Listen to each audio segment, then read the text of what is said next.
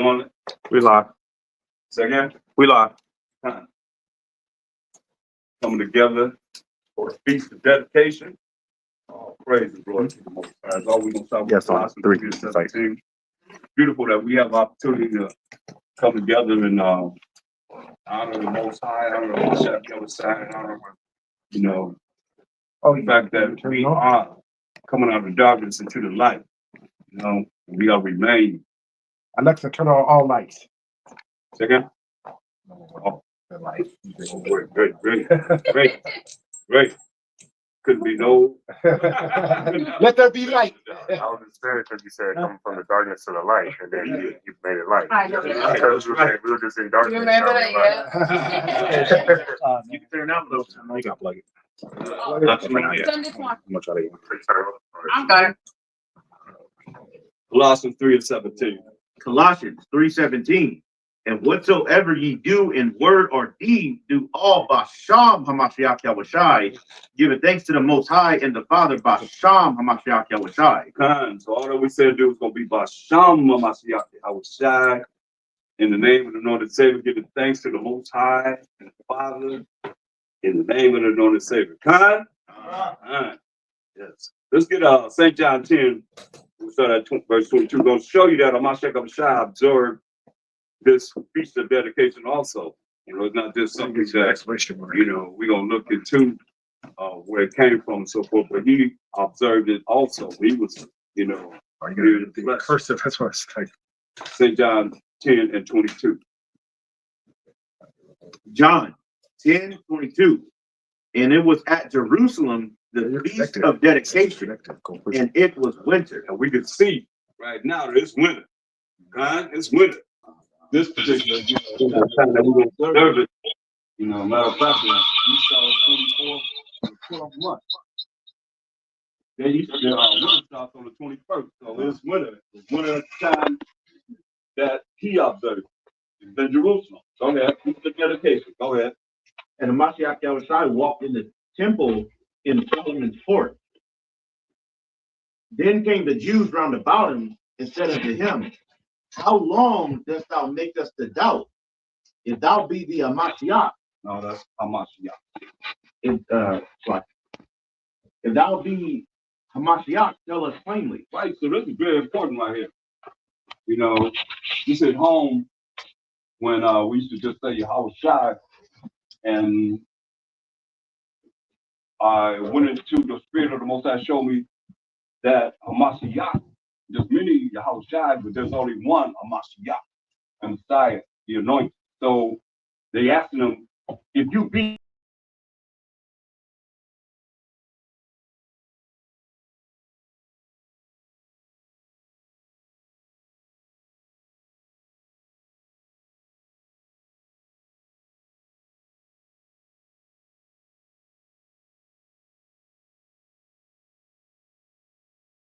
like the people that don't believe that he was Hamashiach when he came the first time, they wait for him to come the first time in our time. Read. But ye believe not, because ye are not of my sheep. Oh, go ahead. As I said unto you. So think about this. Hamashiach ever said the feast dedication is supposed to be a time that we go enjoy and have a day of rejoicing, right? He got to deal with these cats coming out, going back and forth with, right? Go ahead. Verse 27. My sheep hear my voice, and I know them, and they follow me. They say, you ain't none of my sheep. So my sheep hear my voice, and they're going to follow him. They're going to follow my circumcised, then, now, and forever. Go ahead. Verse 28. And I give unto them eternal life, and they shall never perish. See that? He said, going to give them eternal life, and they shall never perish. Go ahead.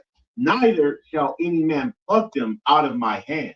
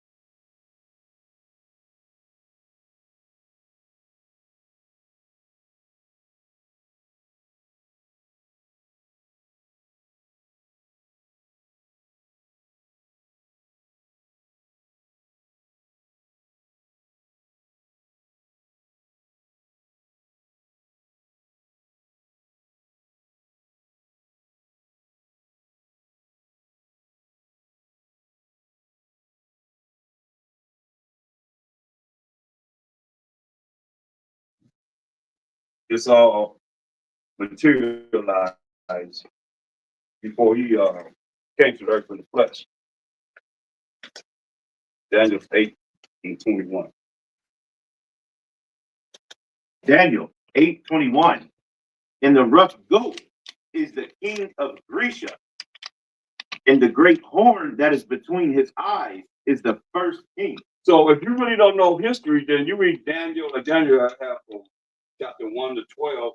If you really don't know history, and especially our story, is a little different than his story, right? So if we learn our story that's in this Bible, like you say, the first king is the king of Grecia. The rough goat is the king of Grecia. What's the sign of the so-called white man? You go. It's the goat head. Oh, go ahead. It's the goat head. That 5-point star, you turn it around, there's 2 horns, the floppy ears, and the goat teeth. That's the goat head. That's the symbol. The rough goat is the end, what do they call that? Sibling, what do they call their children? Kids. Huh? Kids. Kids. What's a kid? That's the goat. Yeah, baby goat, right? Yeah. So I mean, it all fits. It's just zoned in here that we gotta know it, man. Read that again, huh? Daniel 8:21. And the rough goat is the king of Grecia, and the great horn that is between his eyes is the first king. So the first king of the Greeks was who? Alexander the Greek. But if you don't know history, then what does this mean? You can read it and it won't even mean anything. So go to First Maccabees, the 1st chapter. This is what they took out of the Bible, the original King James 6:11 Bible, but it's in the original King James 6:11 Bible. They took it out, Protestants. Martin Luther, right? So here we are, because when you go to Malachi, we're in the Persian Media Empire. That's the last prophet. Then you have that blank page. That should be the Greek Empire, but it don't make any sense. You read the Bible, especially people that go to church. They're reading the Bible, but they in the Persian Media Empire. When Malachi ends, you got a blank page. Then you have Matthew. You in the Greek Empire. The Roman Empire. So the Greek Empire is missing. You understand? It's not there. But that's what he's talking about in Daniel and prophecy concerning what would happen in the future. So we're gonna put what's supposed to be after Malachi right here in First Maccabees 1:1. Start there. First Maccabees 1:1. Remember, the rough goat is the king of Greece. It's the first king of the Greeks, the so-called white man kingdom. Read that.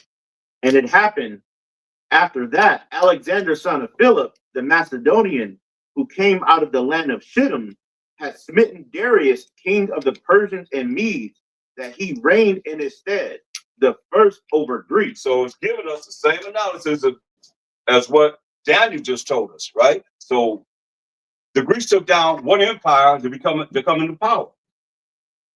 The Persian and Mede Empire. You see? So it lines up with history points blank. See? So these are the Greeks. Go ahead. Verse 2. And made many wars and won many and slew the kings of the earth.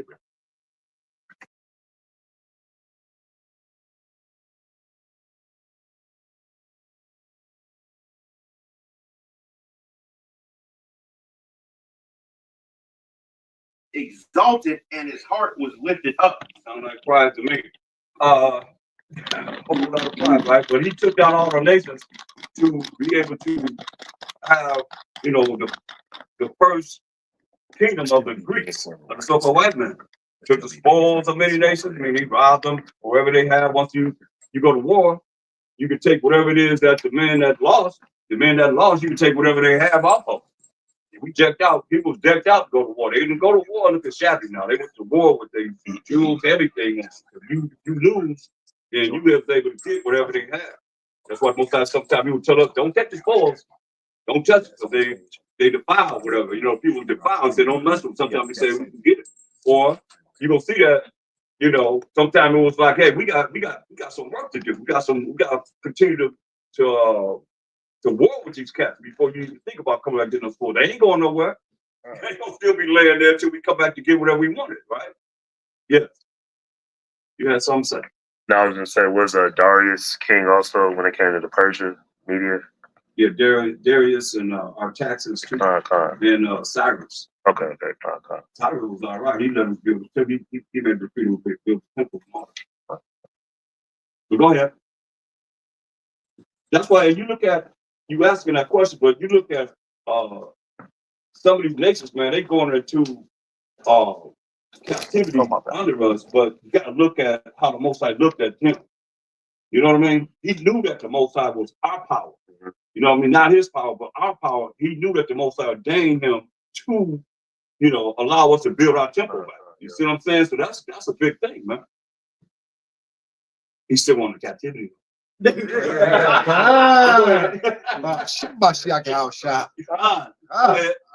4. And he gathered a mighty strong host and ruled over country and nation and king who became tributaries unto him. See that? So this is what they did. He gathered a mighty strong host, that's an army, and ruled over countries and nations and kings who became tributaries, meaning they paid taxes unto him. Go ahead. And after these things, he fell sick and perceived that he should die. You know, he ruled from 20 years old to 32 years old, man. Go ahead. Verse 6. Wherefore he called his servants, such as were honorable, and have been brought up with him from his youth, and parted his kingdom among them while he was yet alive. Yeah, he had, let's talk about his 4 generals. We're going to get off into all this. It's symbolic what Daniel's going to say, and what we see in here actually giving you the understanding of what happened. You know, his 4 generals he departed his kingdom with was Cassander, Lysimachus, Ptolemy, and Seleucus. And that's Seleucus. We're going to really get into him because Antiochus Epiphanes came out of him. We're going to see this wicked cat. But go ahead. Verse 7. So Alexander reigned 12 years and then died. Yeah, that's 20 years old to 32 years old. Fine. Okay, go ahead. And his servants bear rule, every one in his place. So his servants bear rule, everyone in his place. Once he died, he had set up his 4 generals, and they started to rule in his place. Okay, from there, give me Daniel's 8 and 21 and 22. Daniel 8:21. And the rough goat is the king of Grecia, and the great horn that is between his eyes is the first king. So the rough goat is the king of Grecia. Who is who? Who? Alexander the Greek, right? Greek, whatever. And the great horn means power that is between his eyes is the first king. Who is who? Persia. Huh? Persia. Who is who? Darius? The first king was who? Oh, I don't understand what you're saying. But it says, and the great, you got to read it. And the great power horn that was between his eyes is the first king. Who was who? Oh, Again. Alexander. Yeah, Alexander. Go ahead. Verse 22. Now that being broken, whereas 4 stood up for it, 4 kingdoms shall stand up out of the nation, but not in his power. See, because he died. Now that being broken, man, he died at 32 years old, whereas 4 stood up for it, which are the 4 generals that he set up, who is Cassander, Lysimachus, Seleucus, and Ptolemy. They all had certain areas of his kingdom that they ruled once he died. You see how it all goes together? It's going together. We're going to go back from the Maccabees to here and give an understanding. Daniel, if you don't know the history, then I can see why they would take this out of the Bible. You see what I'm saying? Because this is their history. This is about them. You see? Okay, the ladies. Go back to the first Maccabees. We're gonna go back and forth from Daniel we're gonna go back and forth from Daniel to First Maccabees 1:9 to verse 9. First Maccabees 1:9. And after his death, they all put crowns upon themselves. So did their sons after them many years. So you see, Alexander's generals that he set up after his death, they all came into powers and authority. And so did his sons, their sons after them, many years, dealing with the Greek Empire. Khan? Okay. We still in the Greek Empire. We're not in the Roman Empire. We're in the Greek Empire. The first kingdom of the Greeks. And what happened? And evils were multiplied in the earth. See, evils were multiplied in the earth when they came into power.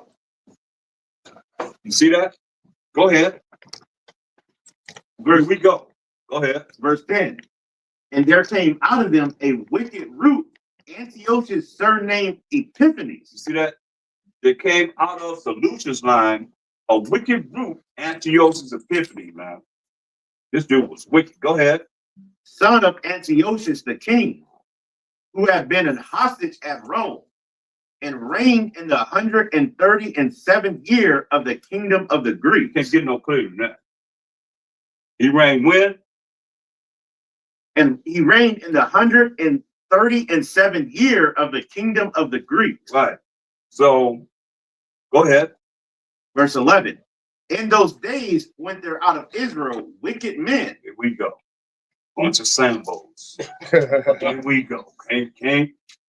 It's always them, right? Go ahead. Wicked men of Israel. Go ahead. Who persuaded many, saying, Oh, man. let us go and make a covenant with the heathen that are round about us. Let us go and make a covenant with the heathen that are around about us. Let's go. Come on, man. We gotta be down with Esau, man. But why? Go ahead. For since we departed from them, we have had much sorrow. So we departed from the Edomites, man, and all these other nations, man, we have much sorrow. Yeah, because I would join with them. Go ahead. So this device pleased them well. See, this device pleased them well. They like this. Go ahead. Then certain of the people were so forward herein Look how wicked they were. That what they do. that they went to the king, who gave them license to do after the ordinances of the heathen. Dang. Gave him a license to do after the ordinance of the heathen, man. And that Most High told us, remember he told us in Jeremiah 10 and to learn not to wear the heathen, right? Look at what happened with us, man. Get off Psalm 106 and 35. This is what happened with us, man. Every time, man, you want to join on to them, man. In the end, there's a judgment, right? There's a true judgment. Join under them. You got something to tell you, boy. Read that. Psalm 106 and 35. Psalms 106, 35. But were mingled among the heathen and learned their works. See, Most High said, learn not to wear the heathen, but what do we do? So like these wicked men of Israel did the same thing. Go ahead. And they served their idols, Keep that in mind. Go ahead. which were a snare unto them. Snare to them. Okay, that's all we want on that. We won't keep going on that. But let's go to Daniel's 11. Daniel 11 chapter. Verse 2.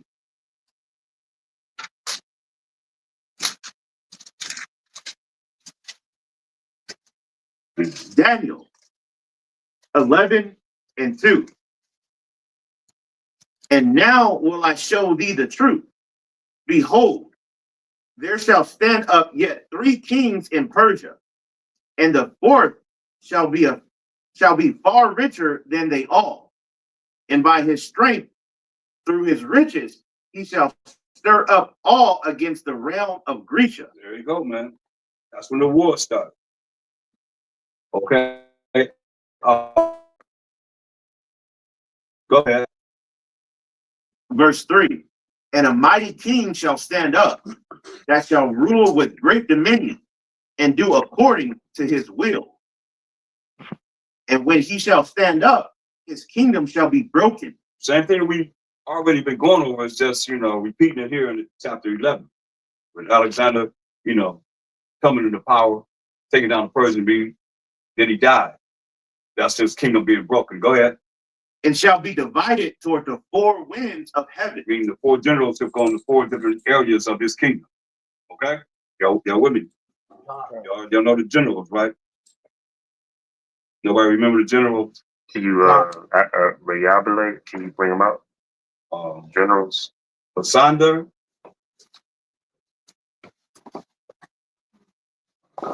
Ptolemy, Lysimachus, and Seleucus. And this dude, Antiochus Epiphanes, that we're dealing with, he's from the Seleucid, dynasty. They all had certain parts of the Greek Empire that they ruled. Go ahead. Continuing on in verse 4. And shall be divided toward the four winds of heaven, and not to his posterity, nor according to his dominion which he ruled. For his kingdom shall be plucked up, even for others besides those. Right. Because you're going to find out that they wanted more territory than what they were given. Go ahead. Wait a minute. Yeah, one more. Go ahead. And the king of the south shall be strong, and one of his princes, and he shall be strong above him, and have dominion. His dominion shall be a great dominion. Talking about this Antiochus Epiphanes. You could go back to Daniel 8 and 23 to 25. Daniel 8 and 23. And in the latter time of their kingdom, when the transgressors are come to the full, a king of fierce countenance and understanding dark sentences shall stand up.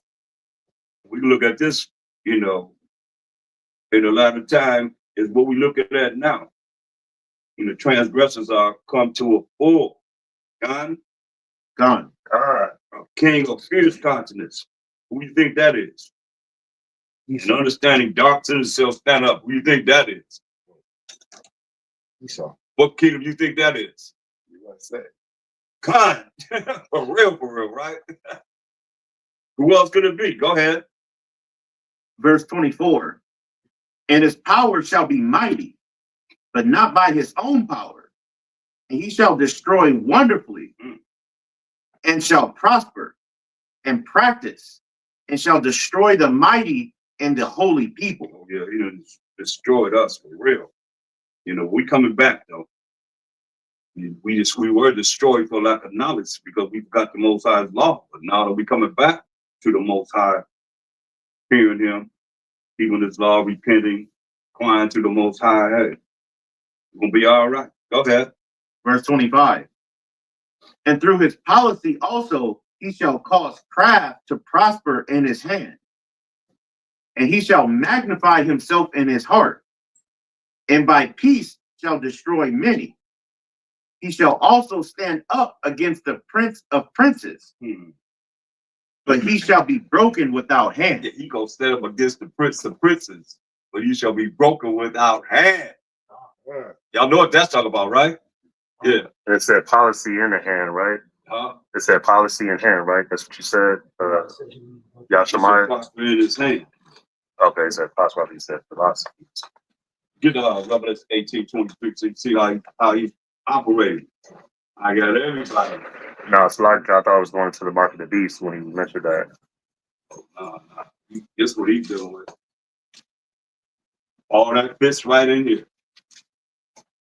He said Revelation 18:23? Yeah. Top? No. Revelation That's what we are. Revelation 18:23. Last sentence. For by thy sorceries were all nations deceived. See, so by his sorceries, which is witchcraft, all nations deceived, man. He on a high level. When you read Isaiah 47 chapter and Revelation 18 chapter, they go together. Pretty much they coincide together, man. So this is his policies, man. He gonna cause craft to prosper. That craft is crafty, slick, wicked, evil, and all the things that we see now, man. In our world, we can see it. We're in the last days, Kyle. You can see all the things that he's doing without even. Some of the things Most High said, it's so wicked, we ain't supposed to talk about it. That's how wicked it is, man, that they doing. You know what I mean? We know right in our face what they're showing you right on the TV, right on, in the movies and so forth. You know what I mean? Just abomination. Go ahead. Verse 25. That was 25. Read that again. Daniel 8:25. And through his policy also he shall cause craft to prosper in his hand, and he shall magnify himself in his heart. That's pride right there. He's gonna magnify himself in his heart. And when you go to Psalm 83rd chapter, when they talk about the enemies and the haters of the Most High by nations, when it say, who would say lifted up the head first? What's the first one in that? Tabernacles of Eden. Con. Lifted up the head. That's pride. Go ahead. And by peace shall destroy many. Remind me of Mars. Y'all see the river that I know you go. I shot all y'all. Mars attack. We come for peace. We come for peace. Killing everybody, right? Mars attack. Remember that? You talking to me? Yeah. Oh yeah, come. Mars attack. That's what they would say. We come for peace. It was mockery of how Esau do. He said, we come for peace and kill everybody, right? What they trying to do over in Israel? They're trying to do in Palestine. Genocide. Yeah, man, I mean it, but they supposed to be trying to get to peace, right? Bring forth peace. They want a piece of this. Piece of that. Yeah. Right. That's what they're doing too. You got that right, huh? Go back to First Maccabees, the first chapter. Now we're gonna get in on this Antioch Epiphanes, Captain. What happened with us? Go to 41. Verse 41.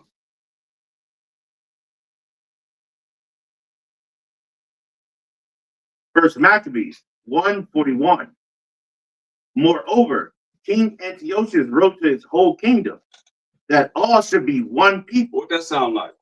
John 3:16. No. No, that don't sound like. That's funny. That's funny, but that's what that sound like.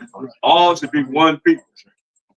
That's New World Order. New World Order. There you go. There you go. New World Order. Time. Everybody gonna be one people. Yeah. That's that. Remember the Pledge of Allegiance? They that one part, one nation under. Yeah. Yeah. Same thing. But here, That's in First Maccabees 47, right? 40. no. The first chapter, verse 41. Oh yeah, 41. Go ahead, huh?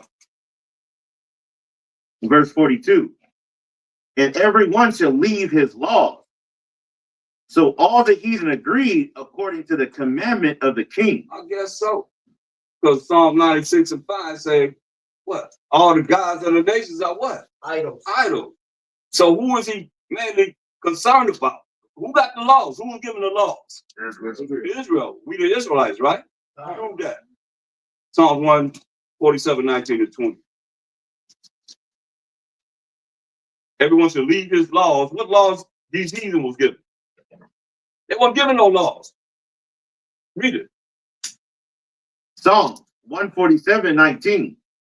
He showeth his word unto Jacob, his statutes and his judgments unto Israel.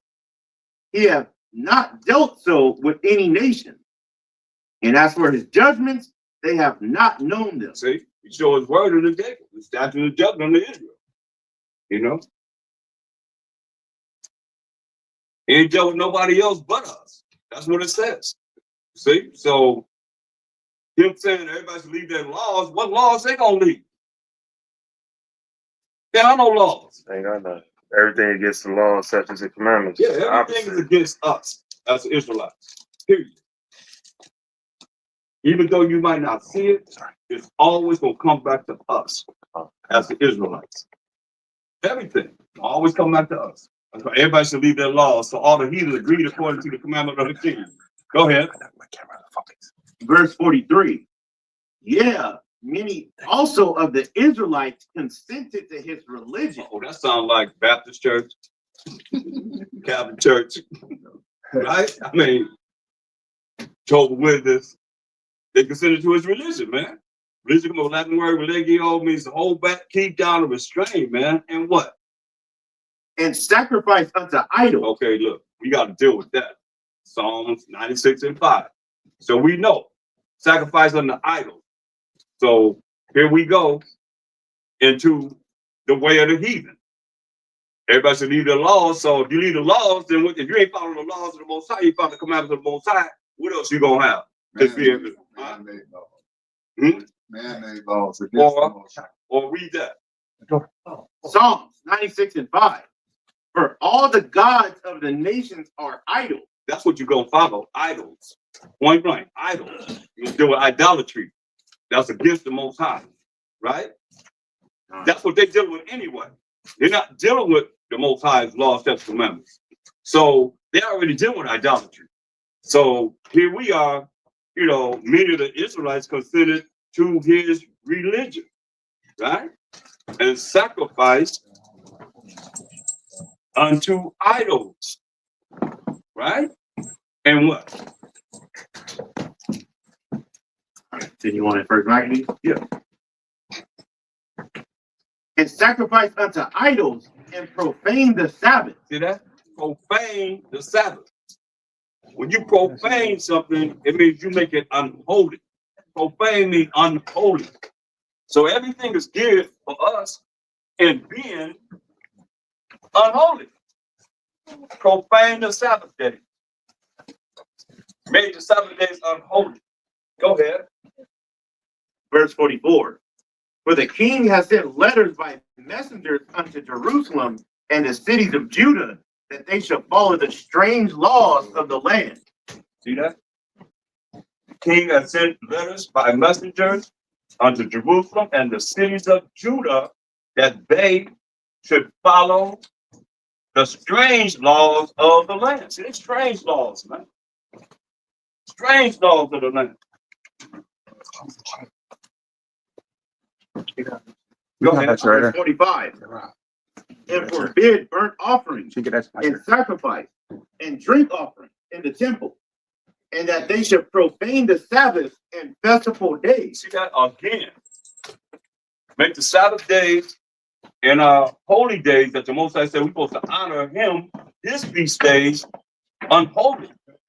That's the whole objective. That's why it's a problem with us in coming back to the Most High, following what he tells us to do, because they want you to continue to remain what? In the congregation of the dead, like everybody else. They got them. They ain't got to worry about nobody else. They got them. But here we are.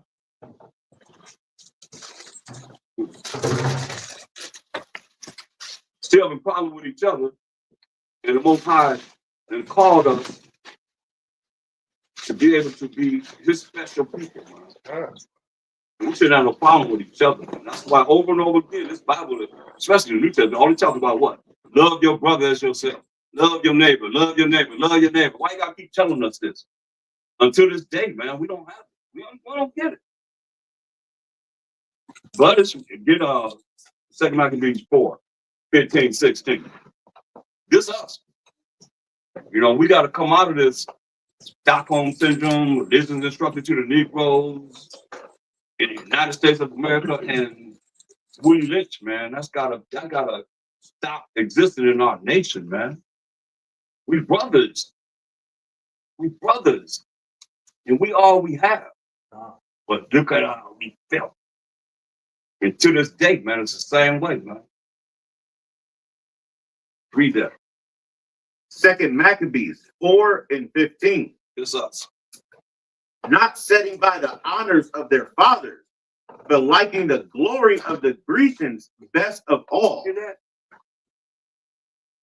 The honor of our father was to follow the Most High's laws, statutes, commandments, and keep them, and teach our children, and teach their children, so we could be known, man. It's about the Most High, whether y'all realize it or not, man. We can get off into ourselves too much. Next thing you know, you deal with pride. Most High name is jealous. You understand? He said, I'll melt you. He come with fire. He said, I'll melt you. That's right. That's serious. That's enough to fear him. Straight up, man. But what we do, read that again. This is us, man. 2 Maccabees 4:15.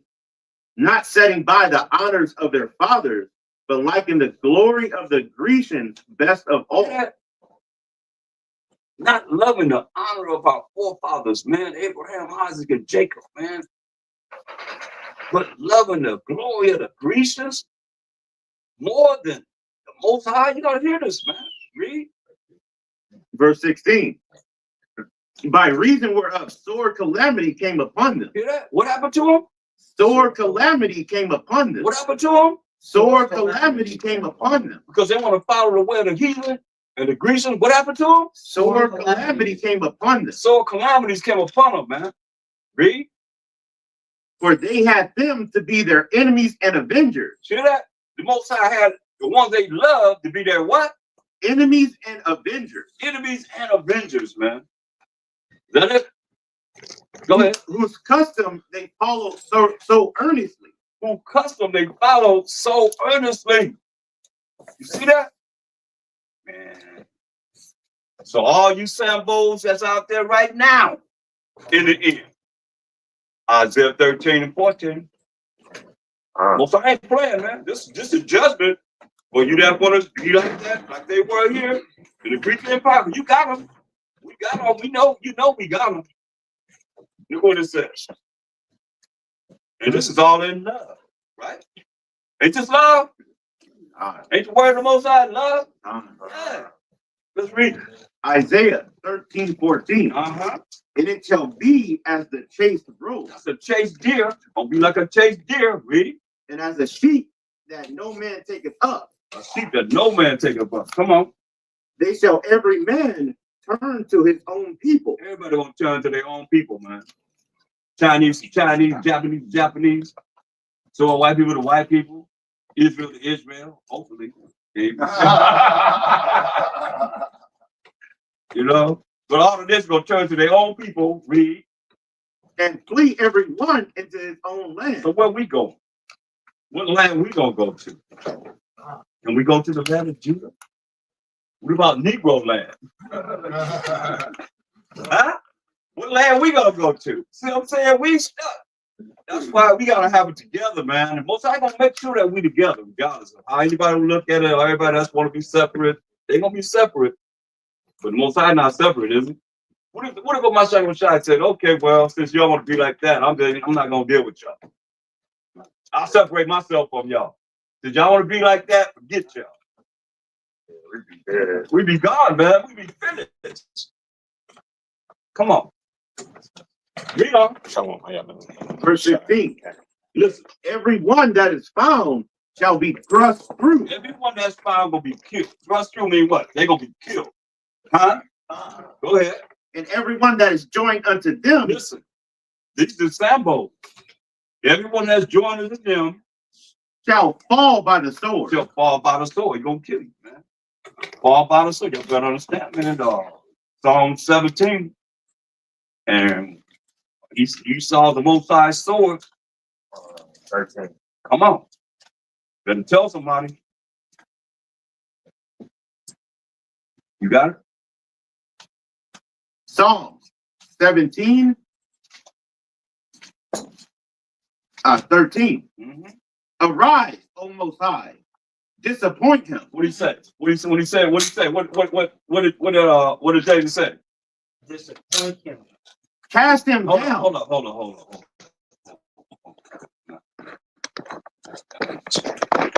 Read it from the top again. Psalms 17:13. Arise. What did it say? Arise. What did it say? Arise. What's that in Hebrew? Quam. Quam. What did it say? Quam. Oh Yahweh. That's right. Quam, oh Yahweh. That's what we said. What we said, Quam, but now Yahweh, man. Rise, our Father Most High, man. That's what he's crying out, man. Say, rise, Most High. We ain't rising. Yasharala, years, man. Don't rise, though. But the Most High got to rise. He's sitting in his throne, right? Who's sitting on the right hand side of the Most High? Right. So he gotta rise, like David said, rise, Most High. Then you gonna tell him Most High what? Come up and what you gonna tell him myself? Rise, you gonna rise. Then what are you gonna do? Come and judge and make war. That's what's gotta go. We gonna be rising. For real. Right, Con?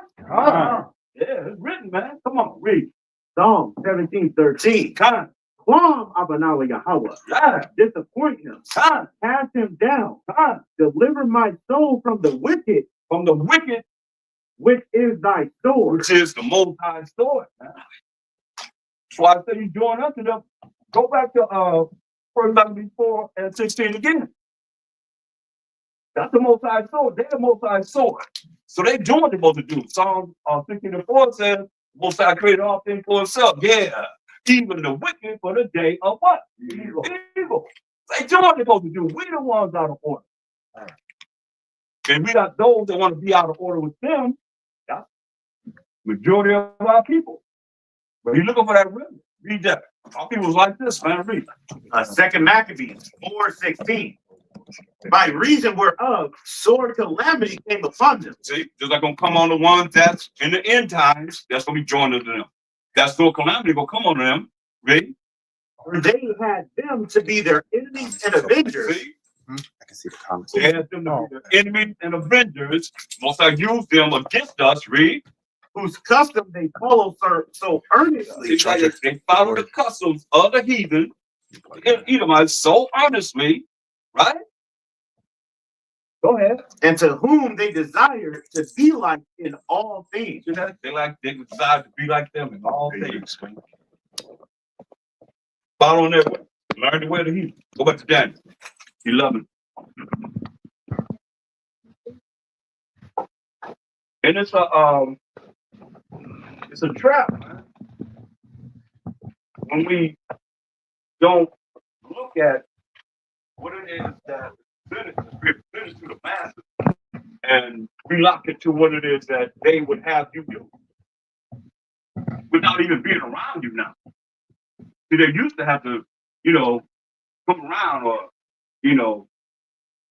kick the man out the house so they could work with the woman, like Willie Lynch, right?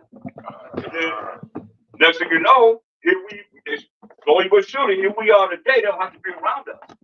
But the social media, magazines, TV, tell a lie to your vision, keep you in the trance, through their what? Sorceries, witchcrafts. See, we don't look at it like that because it's like the old enchantment to Israel, but we all have to look at this in a spiritual way, or you will get caught up in it one way or another, man. Because they know they got a short time. And the devil comes out with much wrath because he know he got a short time. Who he coming down on? Us. We the most important ones, right? Who got next? Come on. How long? Forever, man. Don't ever forget that, man. That's not something that's like we making up, is it? Oh, man, the elite know this, man. So no matter how low we seem to be, we still rich. All right? With this word, man, and it's the truth, man. Just gotta endure. That's all. Don't be like these sandbows that we reading about. Okay? All right. Read that. Daniel 11:31. An arm shall stand on his part, and they shall pollute the sanctuary of strength, and shall take away the daily sacrifice, and they shall place the abomination that maketh desolate. So I said, if you don't really know, like, just think about this. We're gonna go and show when they did it, but people that go to church, these religions will never know this. Because they're not going to read the Bible, but they said the Bible is what? It's not what? Cash. Right? So you're supposed to go there. They got them all, like I say, the sorcery is on a high level, man. The witchcraft that can have our people in is on a high level because they're not around us. But they come and regurgitate what it is that they have programmed them to say. All the time, man. Yeah. They say that the apocrypha is not canon. They say that. There are several Bible dictionaries showing that it is. Like several Bible dictionaries showing that it is. And most of these passages not the Bible dictionary. When it comes to different denominations. But one thing for sure, man, we're not in a corner. You know what I mean? It ain't like they don't know that we're bringing forth this truth. You know what I mean? Yeah. Can I get a precept, please? Yeah. Isaiah 47 and 12 to 13.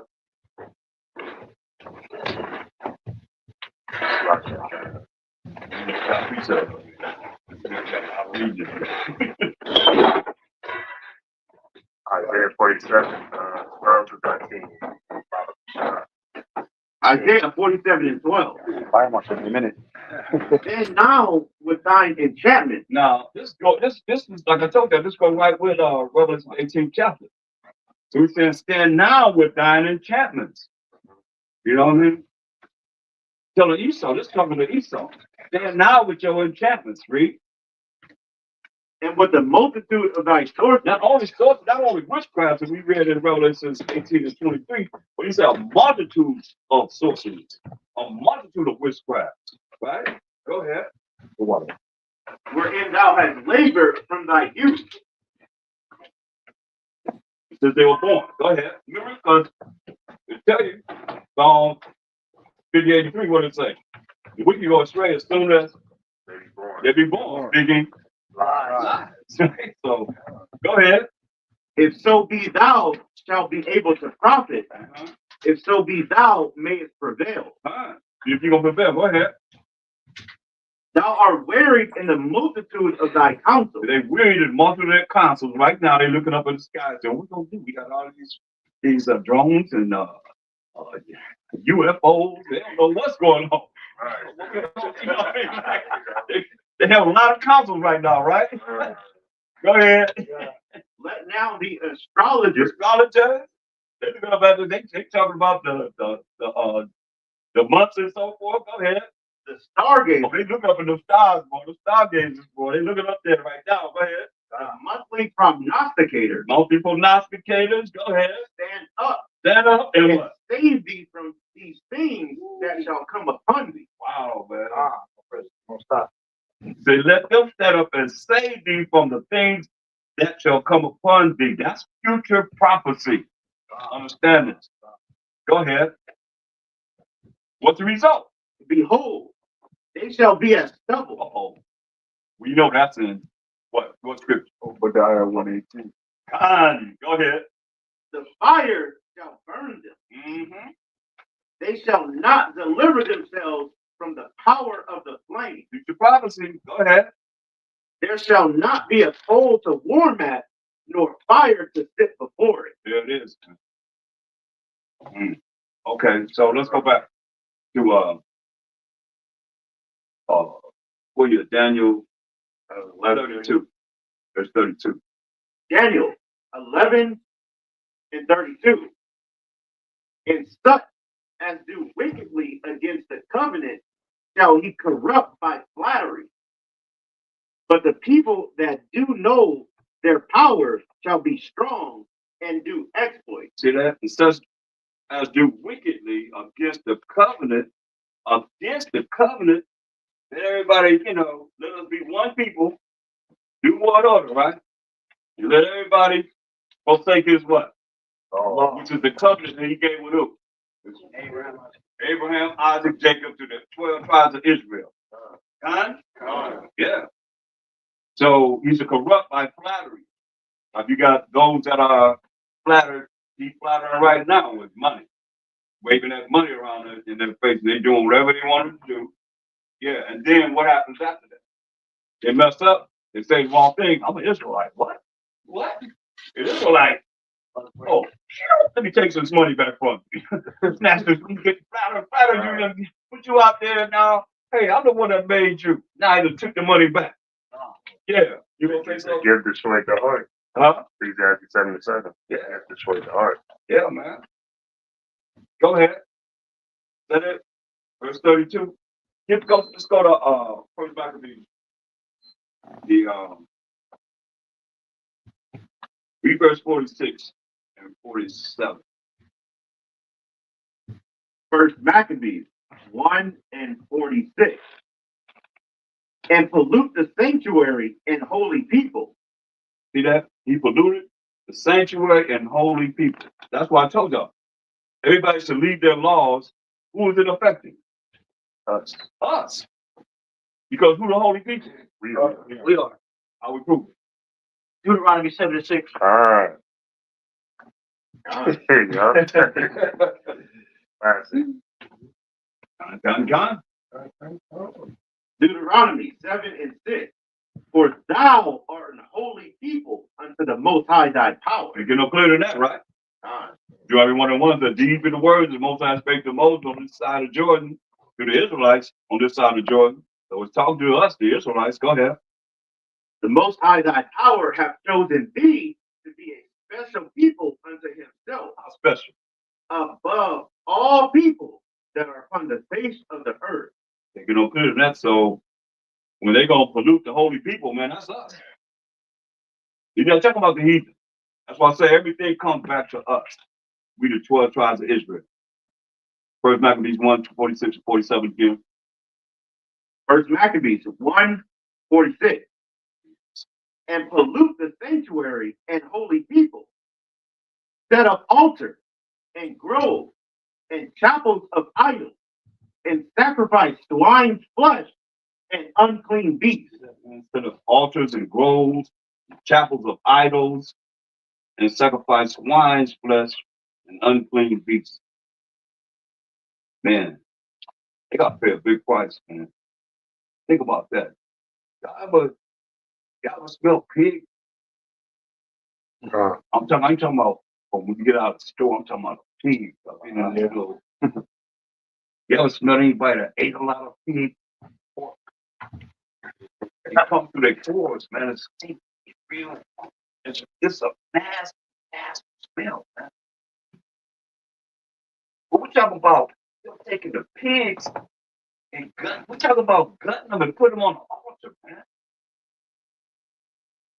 With that nasty smell, they already been sloppy. You get them out of crap, right? They eat everything in the crap, whatever, and then you slaughter them in the temple. That's real. Man, that's like the lights went out. You know, you gonna say something? It's the number one consumed meat on the earth. Yeah. Of all the world. All over. Yeah. Pork. I mean, just take that animal into our temple and having us sacrifice it like before the Most High. You think that's the price to pay? Ooh. That's why you gotta consider these things, man. An unclean beast, no matter what it was, just an unclean beast, man. Verse 48. First Maccabees 1:48. That they should also leave their children uncircumcised and make their souls abominable with all manner of uncleanness and profanation.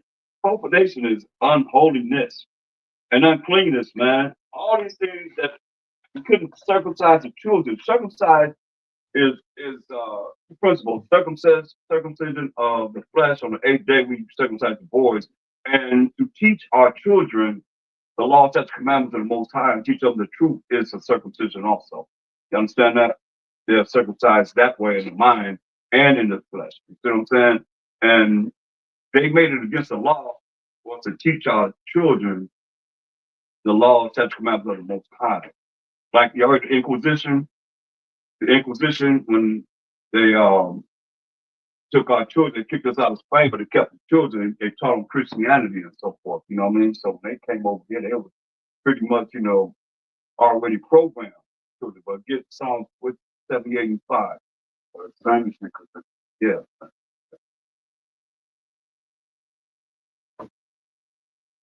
They kicked us out, and he kept the children, they programmed with this Christianity, man. See now? Read that. The Most High told us this. Read that. Psalms 78 and 5.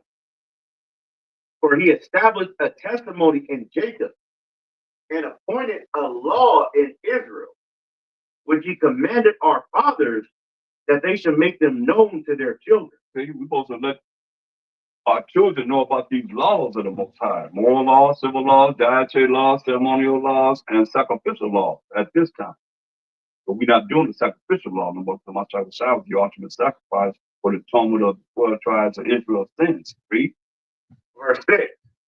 That the generations to come might know them, even the children which should be born. So our children were learning the law of such commandments during this time, you see, until we get to when?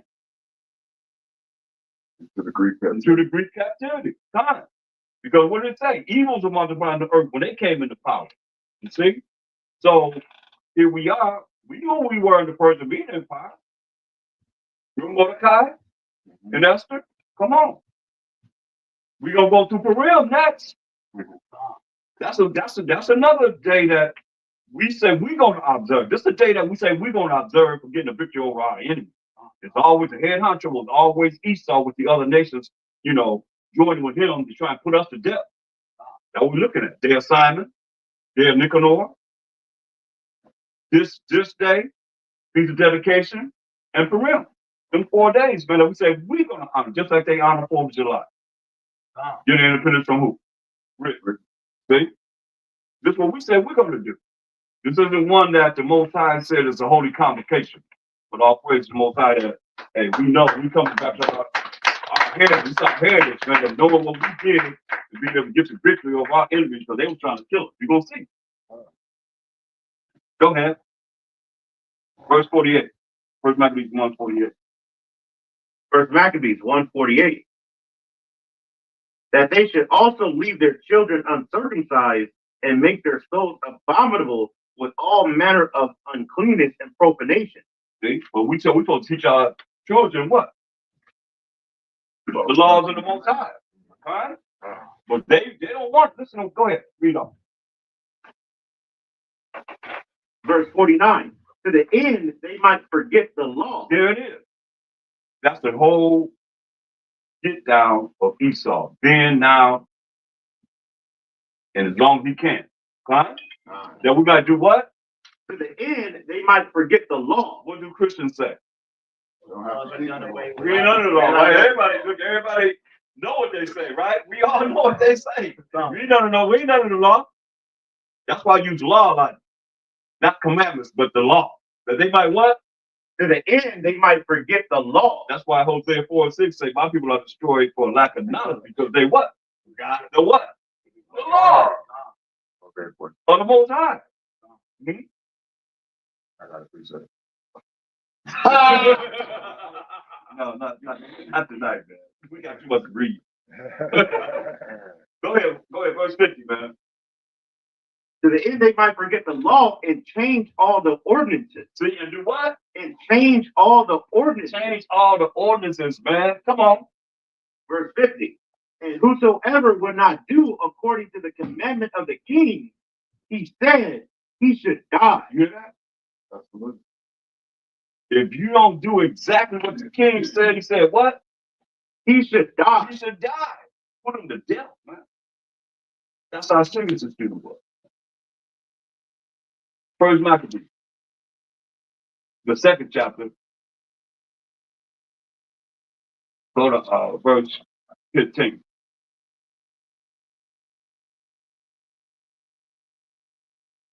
Second Maccabees 2:15.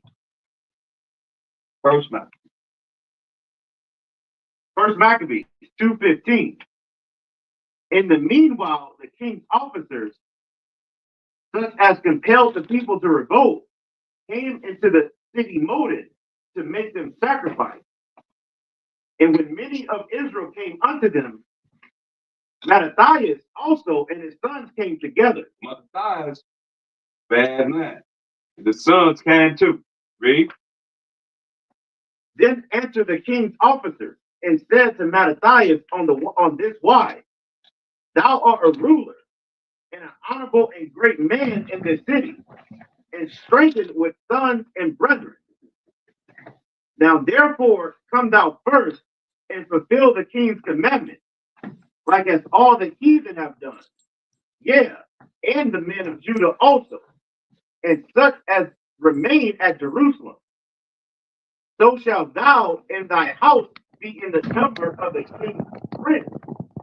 And thou and thy children shall be honored with silver and gold and many rewards. What that sound like, Jim? What that sound like?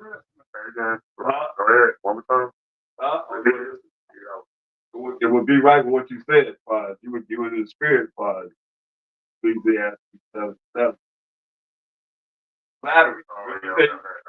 If he said you flattery, one video by flattery. You see, that's what he's trying to do, right? What do you say? You and your children will be honored with silver and gold and many rewards, right? Go ahead. Verse 19. Check it out. Then Mattathias answered and spake with a loud voice. Now he spoke real. And spake with a loud voice. So we speak loud. We talk loud, right? It's fucking a loud voice. Think about my second shot, man. He went out, he was in a ship out in the ocean talking to people on the shoreline. He had no microphone. Wow, you gotta be. I'm so loud. You know what I mean? Bible say cry out loud. Yeah, cry aloud. Fear not. Go ahead. So all the nations that are under the king's dominion obey him and fall away every one from the religion of their fathers and give consent to his He commandments. said, hey, though all these nations, don't care who it is, obey the king and fall away every one from the religion of their fathers and give consent to his commandments or what this wicked king is saying to do. Read. Yet will I and my sons and my brethren walk in the covenant of our fathers. Time. He said, yet him and his sons and his brother are going to walk in the commandments of the Most High, the covenant of the Most High. Somebody stood up, right? Everybody ain't going to fall for this, man, this fanboyish type of way, man. Go ahead. Verse 21. The Most High forbid that we should forsake the law and the ordinance. That's right. He said, Most High forbid that they should forsake the law and the ordinances of the Most High. You ever thought about the Most High wrote 613 laws, man? You ever thought about the work that he did? That's the work he did. He is written by the finger. That's why I like to go there and get that up. Because it's written by the finger of the Most High, and they said it don't matter. So if he wrote it with his finger, and they say what he wrote with his finger don't matter what they give the Most High. The The middle finger, right? That's what they doing. Come on, read that. Deuteronomy 9 and 10. Come on. And the Most High delivered unto me 2 tables of stone written with the finger of the Most High. Written with the finger of the Most High, man. Moses up there, what, 40 days, 40 nights? He didn't get no 10 commandments on 40 days, 40 nights. But he got all these commandments, right? You understand? All these commandments, man, written by the work of the Most. That's the work of the Most High. There people saying you ain't got to be concerned with, oh, don't worry about that. All you got to do is call the name of Jesus. You're going to be all right. As long as Jesus died and rose on the 3rd day, right? Thank you. And that's not even his name. Have faith in him, huh? And that's not even his name. All right. Oh, man. Go ahead. I'll go back to First Maccabees. Come. First Maccabees 2, 22 and 22. We will not hearken to the king's word to go from our religion, either on the right hand or the left. He said, we ain't changing from the laws that the Most High wrote with his fingers. That we ain't changing from the Most High's laws, either from the right hand or the left. Go ahead. Now, when he had left speaking these words, there came one of the Jews in the sight of all to sacrifice on the altar which was at Moden, according to the king's commandment. Here comes this Sambo. Remember? Wicked men. Following the way of the king. Following the way of the system. And we know we already read what's going to happen to those that follow the way of the system in our day. We read that in Isaiah 13. 15, huh? Here he comes. Wow, I'll do what you say, Master. Master, I'm going to do what you say. In front of Maccabees and his son and his brother. Go ahead.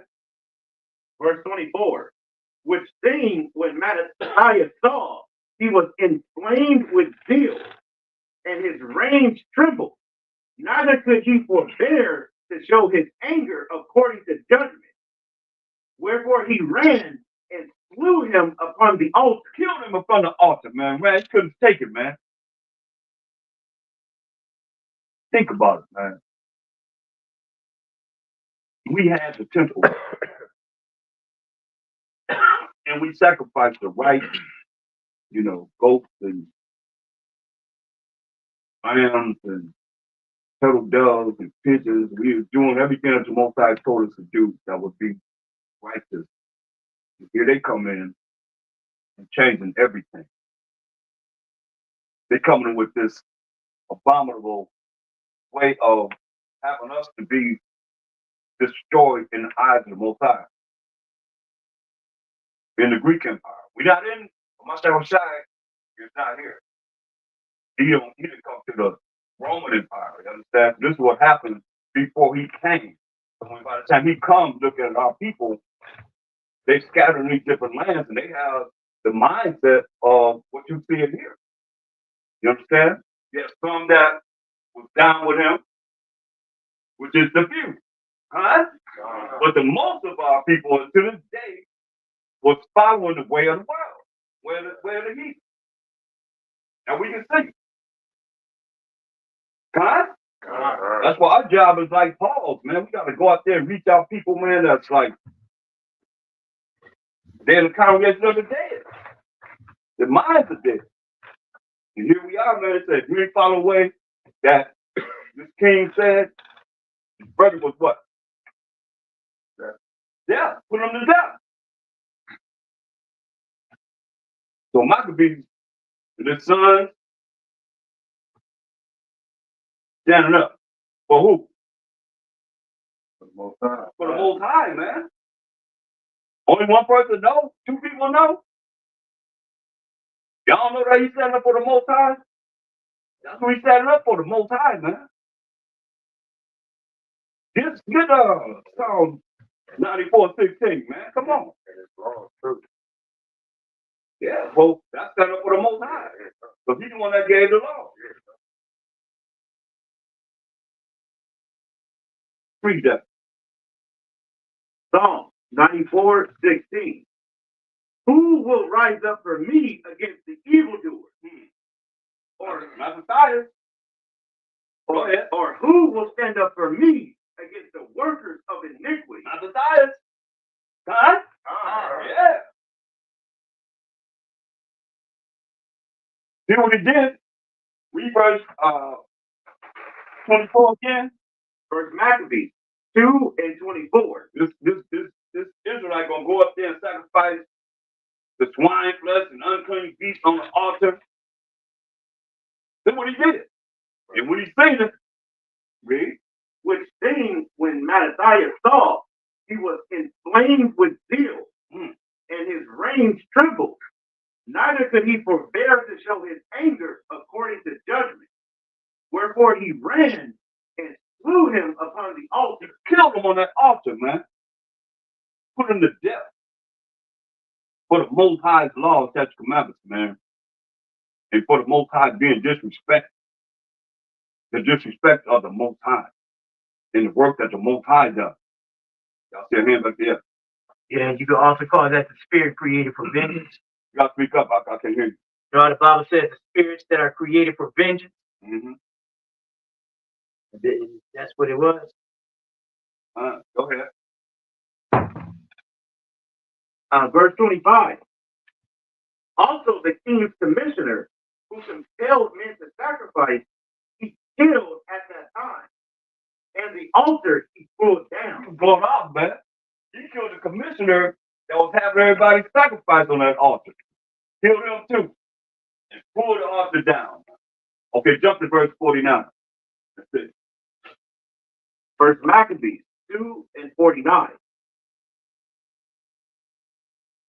Now when the time drew near that Mattathias should die, he said unto his son, now have pride and rebuke gotten strength in the time of destruction, in the wrath of indignation.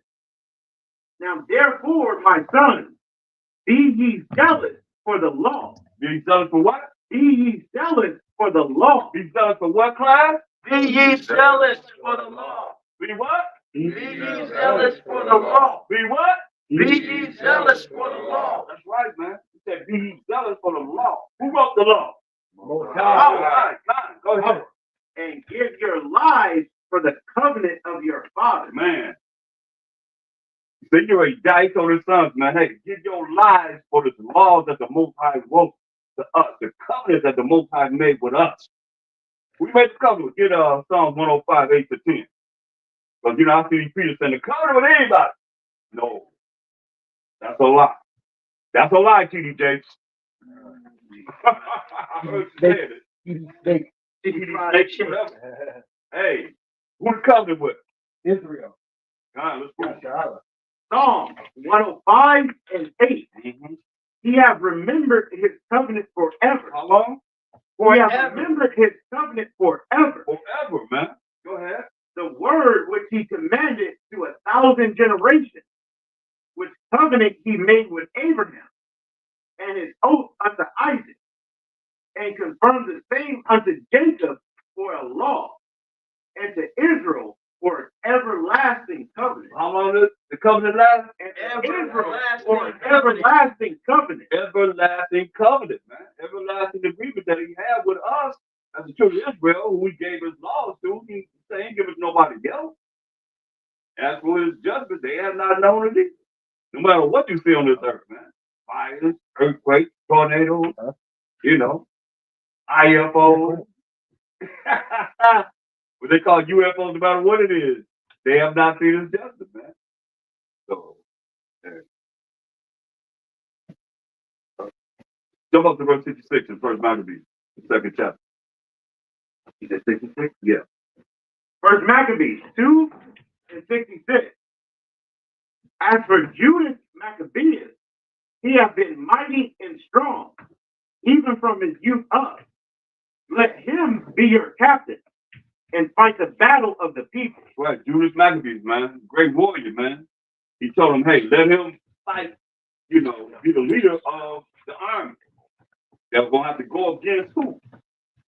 Antiochus, And who was he? the biggest devil on the earth at that time. What is generals, right? He was what? What is it, generals, right? No, he was a man, he was a king. He was a general, he was a king. Antiochus Epiphanes. When we read about him earlier, Antiochus Epiphanes, he's of the Seleucid dynasty of the Greek Empire. He's the main one that came out of one of Alexander's four generals. From the generals, that's what changed. What is the generals that hurt? Right. Yeah. Right. But he became the king. See, he was wiping all the rest of them. You know, they already wiping them out, man. You know, taking over. He wanted Egypt. He told him he had Egypt. He wanted his land and so forth. So, and plus the things that he was concentrating on us. You see this? He's the main one concentrating on us, man. Read that again. First Maccabees 2 and 66. As for Judas Maccabeus, he hath been mighty and strong, even from his youth up.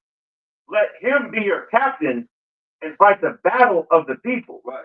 So Judas Maccabees was going to be the head leader in war of the Maccabees. Jump to the verse before that. Show you what's going to be the brain. First Maccabees 2 and 65. And behold, I know that your brother Simon is a man of counsel. Give ear unto him always. He shall be a father unto you. So Simon, the brothers, Simon Maccabees, was the one that had the intelligence. So he said, hey, give counsel. If he give counsel, he tell you what to do, follow him. Right?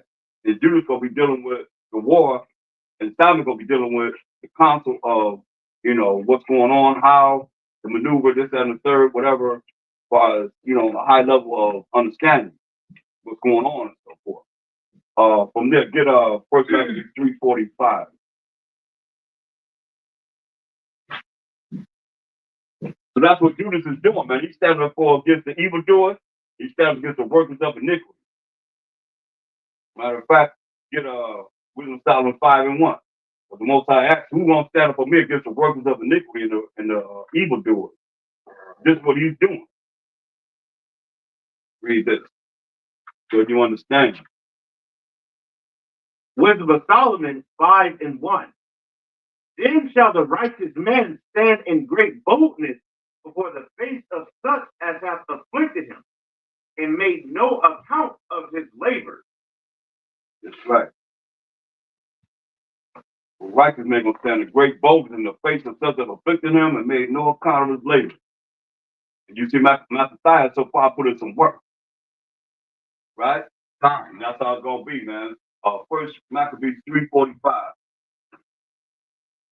First Maccabees 3:45. Now Jerusalem lay void as a wilderness. There was none of her children that went in or out, The sanctuary also was trodden down, and aliens kept the stronghold. Who? And aliens kept the stronghold. What do you call them? And aliens kept the stronghold. That's the Mexican. Huh? I said no. You see that? That's how they changed everything around, man. They the aliens, right? Edomites the aliens, you know? But they done change around to say somebody else is the alien. Huh? Really, the white man. Yeah. Be the Jeremiah 5:1. They the aliens. Shoot. For real. Right? Let's read it. I mean, come on, let's read it.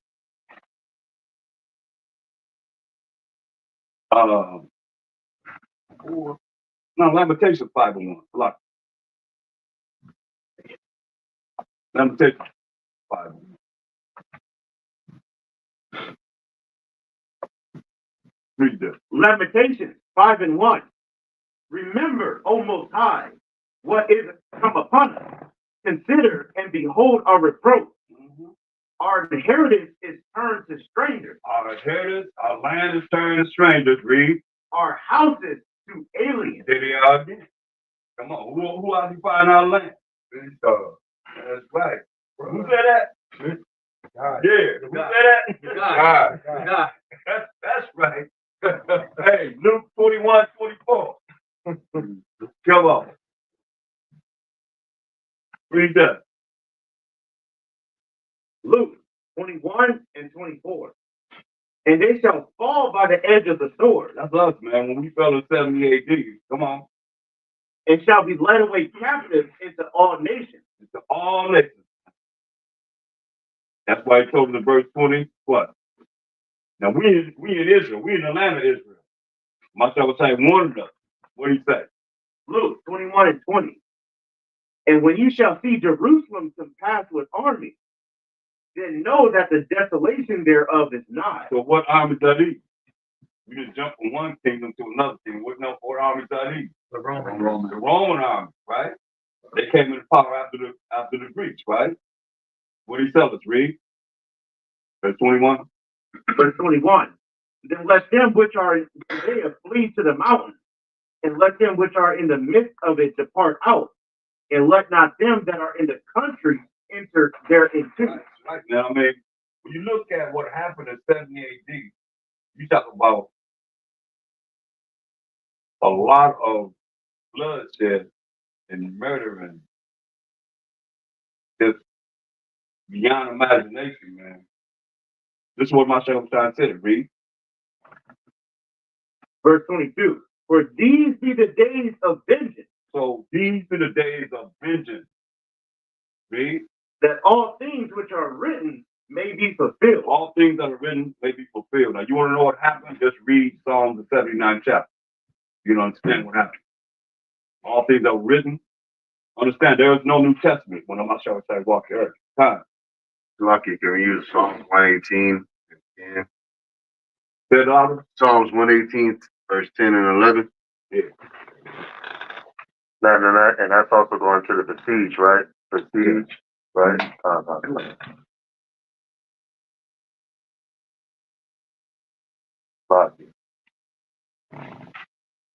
on. Psalms 118:10. All nations compass me about, but in the name of the Most High will I destroy them. They compass me about. Yeah, they compass me about, but in the name of the Most High I will destroy them. Yeah. Not yet, huh? We just don't go with this, okay? Just don't go with this. But it's coming. It's coming. Right?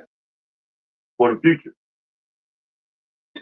But go back to Luke 21, verse 22. I want to just show you something because a lot of times, you know, people have this idea of a Mashiach Yahushua that Jesus, like he's just this little softy and not really dealing with who he was dealing with in his world, but he dealt with his world. He dealt with them in this world.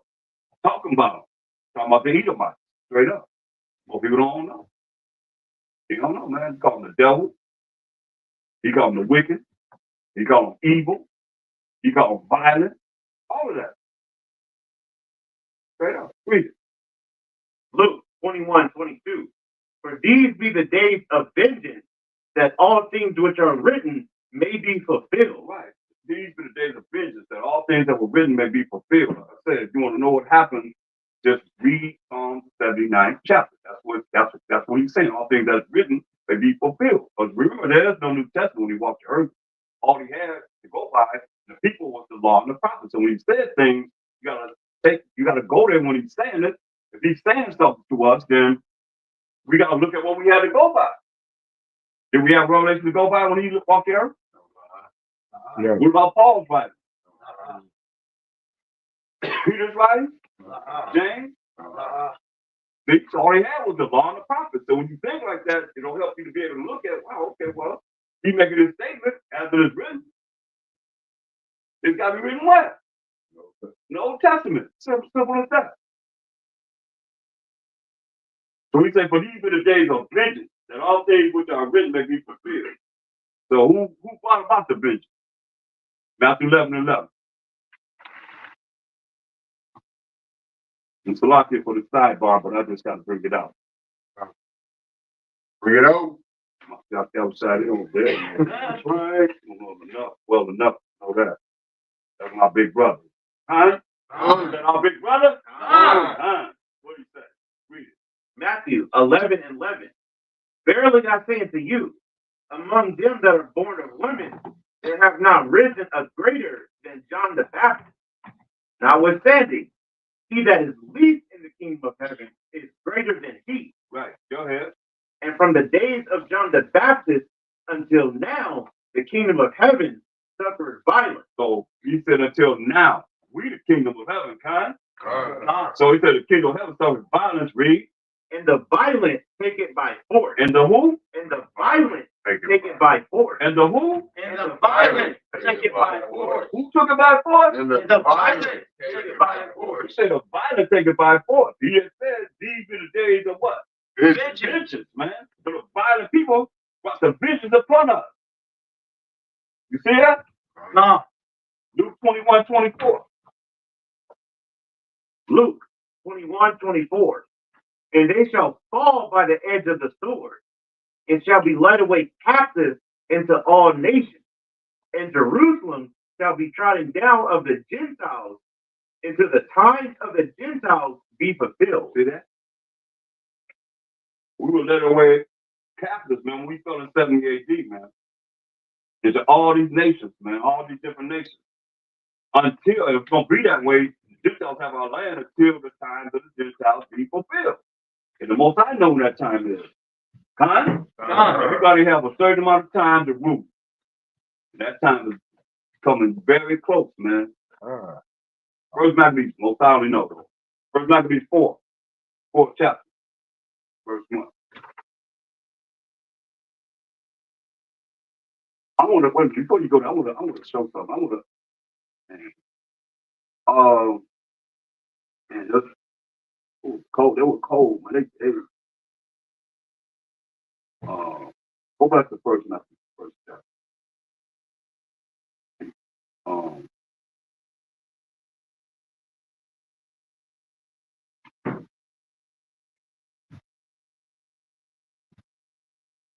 I'm going to tell you something about this Christmas here. Hold up for a quick time. First Maccabees 1:59.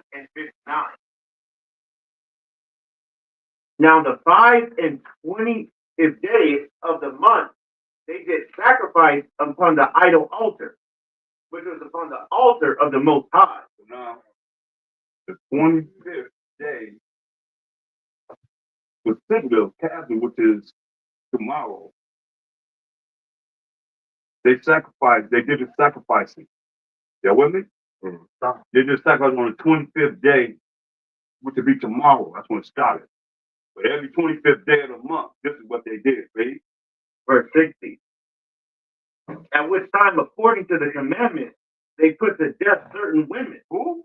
They put to death certain women They put to death certain women, read. that had caused their children to be circumcised. And what they do? And they hanged the infants about their neck and rifled their houses and slew them that had circumcised. Y'all see them bulbs on the trees, man. That's our children's heads. What they did, man. And you go to Target, you still the Target line? Target. Inside. You go to Get the Target. door, I somebody. don't know. I gotta see. Maybe I can get a chance to go before they take them down. I went to Target and I walked in there and they had heads on the trees. I didn't know.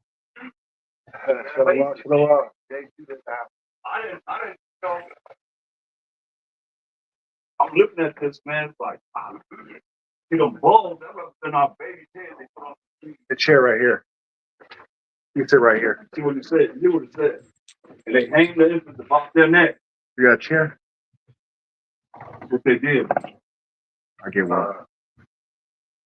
So you got to pick up about the baby's head. Nah, that was a part of it. Oh, yeah. That's what they did, man. A lot of things we don't really, know, we just practice what it is that we've been shown to do. This is a minute. That's what they did. Go ahead. First Maccabees 1 and 62. Howbeit, many in Israel were resolved and confirmed in themselves not to eat any unclean thing. Y'all know about Eleazar, the old man. He was 90 years old, right? Y'all know about him, right? They wanted to eat some swine. He said, no, I ain't doing it. They said, what, you eat some lamb? He said, no. Everybody gonna pick out 8 some. That was abominable. I don't live this long now. They're gonna pick out 8 some just to live? No. He died. Got tortured, right? Then you had the woman with her 7 sons. Each one of them was tortured to death by the white men, Edomite, in the Bible, right? They died rather than eating the abominable thing. That's why when both I told Peter in 10th chapter, Peter, kill and eat. I ain't no damn clean in my life. That's how we live. We coming back to that. See? All praise to the Most High God. See what I'm saying? But he wasn't talking about no meat. They use that to eat whatever you want to eat. He was talking about someone of like the northern tribes that's cleaning themselves up. Becoming righteous, man. Not no meat. Don't talk about no meat. You understand? But he used analysis of the 4 foot of meat. I mean, this ain't for everybody. That's why the most I have others the Bible, man, like they twisted it up, man, to be able to think that's just what it means, but don't mean that. You know what I mean? Because they ain't really been taught. A lot of people think that he was a Gentile, man. I ain't doing it. That's the Edomite. At that. Like I said, Charlie Brown, right? Charlie, so different than Colin Powell's over all America's army, right? Military, right? You don't think, man. You gotta think. So, you see, this is what we dealing with, man.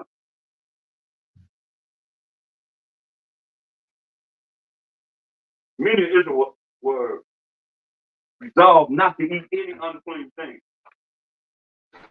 Verse 63. Listen how serious this is concerning the dietary law.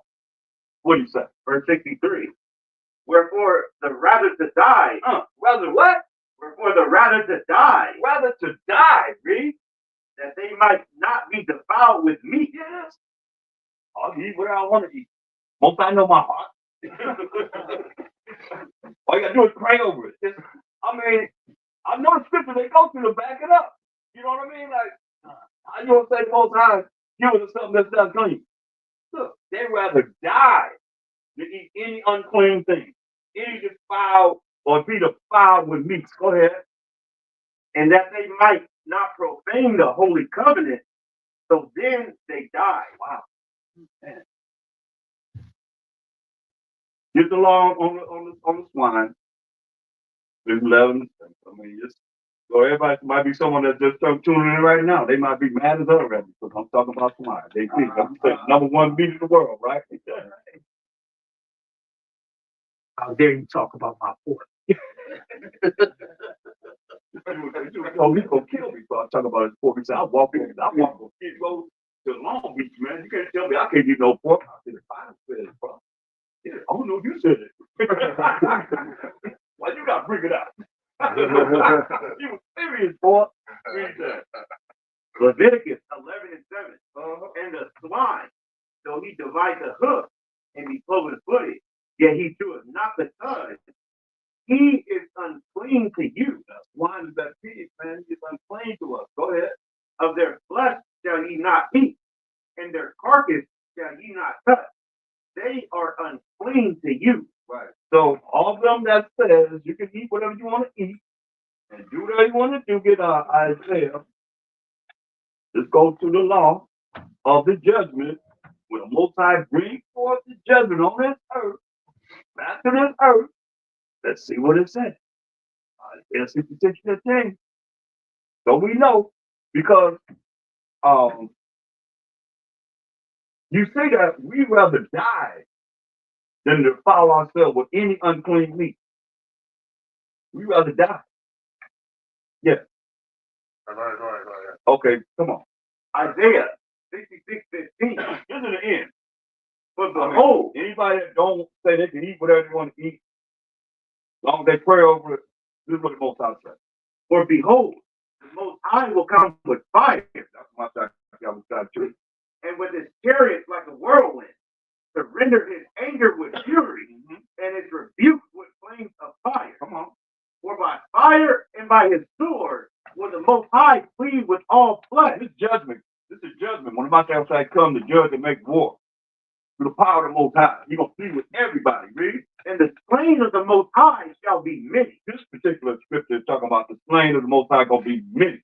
But there's certain people that's going to kill pertaining to what they're doing in their body right now. When the judgment comes, this is judgment. Read.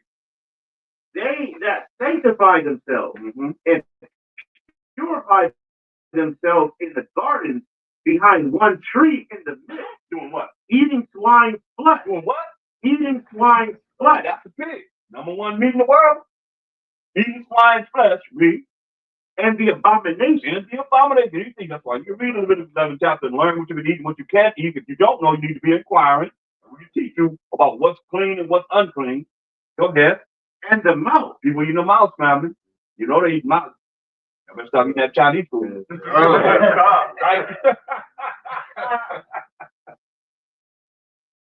Go ahead. Shall be consumed together. You know what he said? What he say? Shall be consumed together. What he say? Shall be consumed together. What he say? Shall be consumed together. Who said? Say the Most High. Said the Most High, man. Come on. Go ahead. Verse 18. For I know their works and their thoughts. Most High say he know your works. He know you've been eating that pig. You know you've been eating catfish and what, shrimp and crabs and lobsters and everything that eat what? Swine flesh. No. All these things eat what? Doo-doo. Doo-doo. God. The catfish mouth is where? Yeah, I mean, you see, man, the Bible just doesn't have everything. Like that fish that they have that clean aquariums. I mean, it's straight up. It's just like you said, it's just like a catfish. Clean up everything, man. That's what they do. Yeah. I appreciate to go with that night. Speak up. I appreciate to go with that package. 1, 6, 2, Revelation 11 and 10, turning Christian. Oh, Revelation 11 and 10. that's it with that. Go ahead.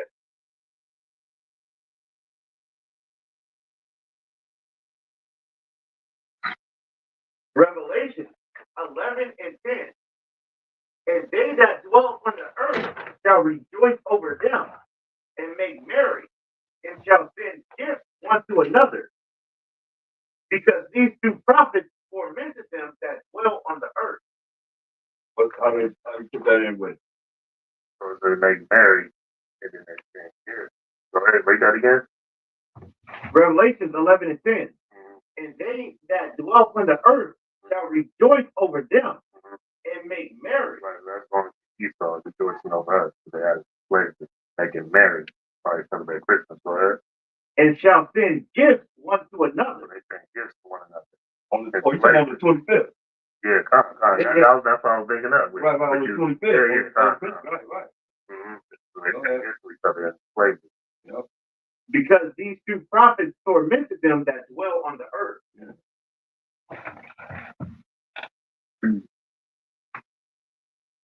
I was going to that. But that's real far as them making marry themselves right now. Merry Christmas. Couldn't find no way to follow. Everybody get it with Christmas. Right? Yeah. Back to Isaiah where it said, and the mouse, that also goes into the rabbit, because that's a rodent also. A lot of people eat rabbit. Yeah. And don't realize that's a rodent. And then also, like you and I discussed, now you go on YouTube and see chickens eat a rat. Yeah.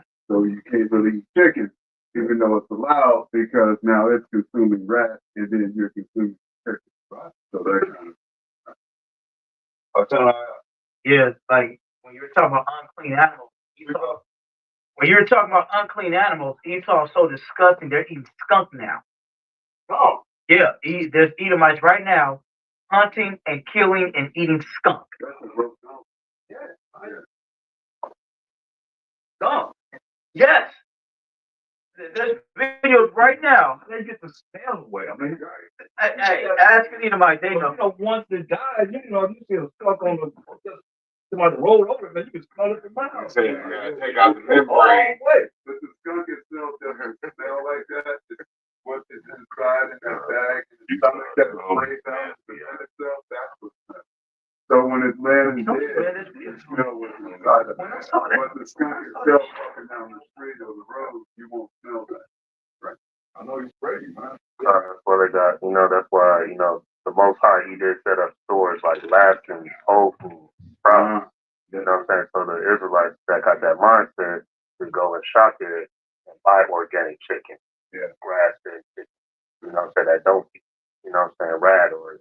Only thing about this world, man, Isaiah 24:5. Only thing about this world, man. Well, I mean, we really take a chance to use everything. I'm talking about organic and stuff like that. Isaiah 24:5. The earth also is defiled under the inhabitants thereof, because they have transgressed the law, changed the ordinance, broken the everlasting covenant. That's their whole. When you understand that their whole purpose is to have us sin. You know what I'm saying? Their whole purpose is to have us sin. So, how many names can y'all name that they've named for? There's a lot of names, man. There's a whole lot of genre of the names that they changed for too.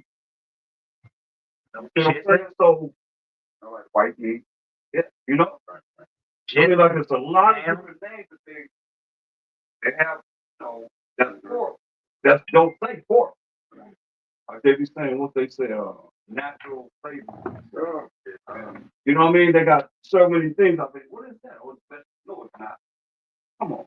You got the fruits and vegetables that can, you know what I'm saying, that fits on byport. I see when they were taking bugs and using the bugs, binding the bugs up for the put it into the seasoning.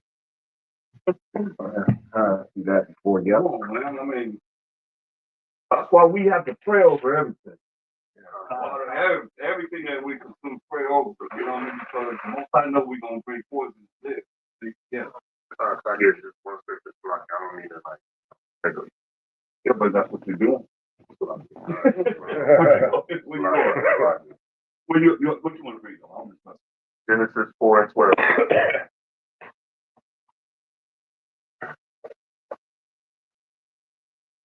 Return the food. Genesis 4:12. When thou tillest the ground, So it's talking about Cain. You all know that Cain is the reincarnation of Esau. And he got stripped of his melanin.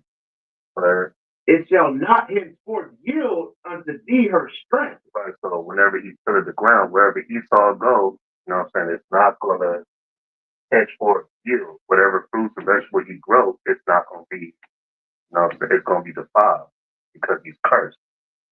So A fugitive and a vagabond shall thou be in the earth. right, like Esau, he was a fugitive in the background. So they got Ezekiel 4:13.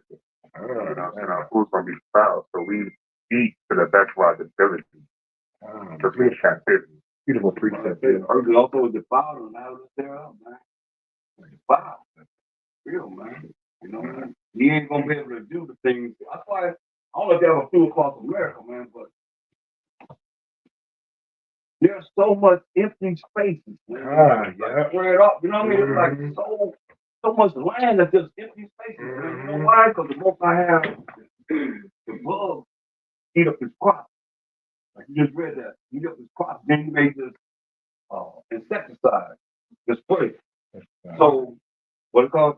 Pesticide. Yeah, Pesticide to spray them, and then those bugs that come out, they used to that. So we got to get stronger and stronger and stronger. So with the pesticide, go into the earth and destroys the earth. That's why I said the earth is defiling it. And just what you're bringing out, that's how he's using it to do. And you got to spray, you got to make it heavier and heavier and heavier. Like the road spray they got now, probably it's like, woo. It's probably not the same road spray they had in the 60s and the 50s and so forth. So, you know what I mean? They got to be stronger and stronger and stronger because they're used to it. Yeah. Gone. Like ever since these people got into power, that's why it says what's it? If somebody came up with Bashar, bring out Revelation 11 and 18 regarding what they're doing to the earth, like spreading chemtrails and all that.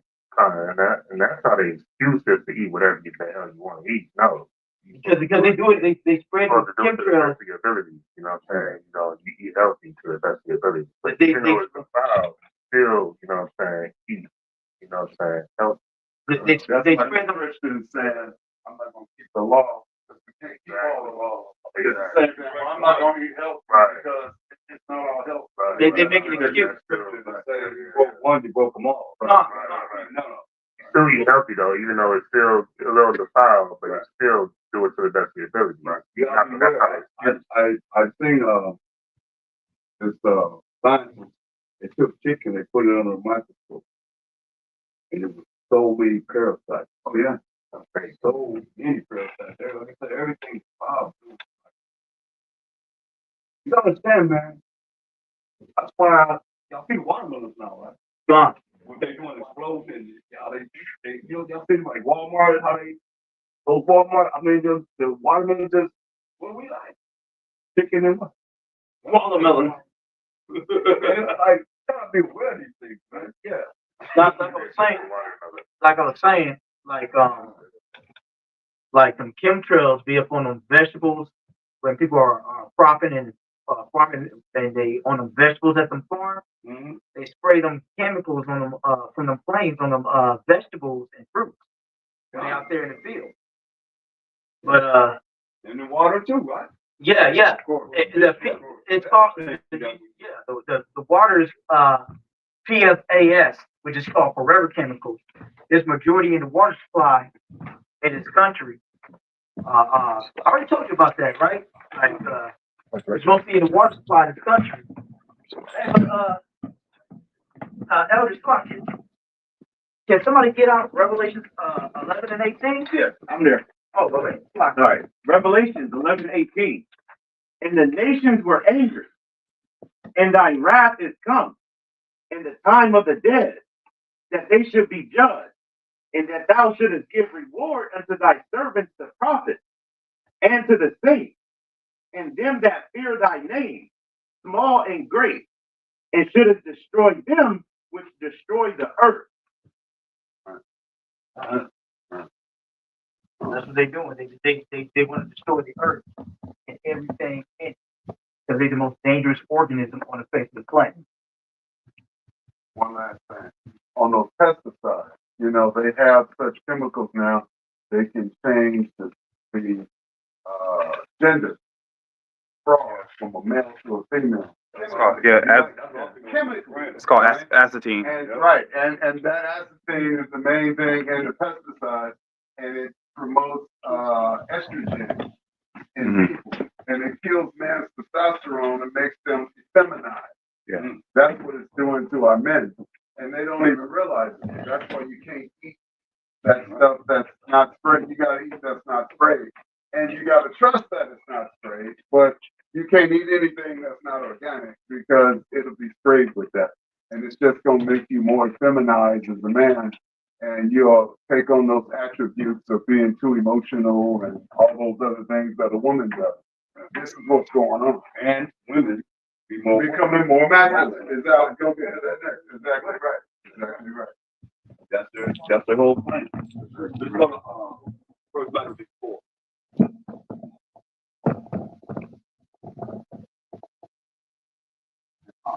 You never eat nothing out of Walmart.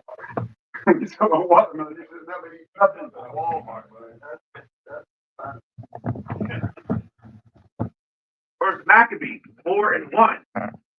Then took Georgius 5,000 footmen and 1,000 of the best horsemen, and removed out of the camp by night, to the end he might rush in upon the camp of the Jews and smite them suddenly. And the men of the fortress were his guides. Now when Judas heard thereof, Remember, Judas is the one that's selected to do what? Fighting. For the fighting, fine. Go ahead.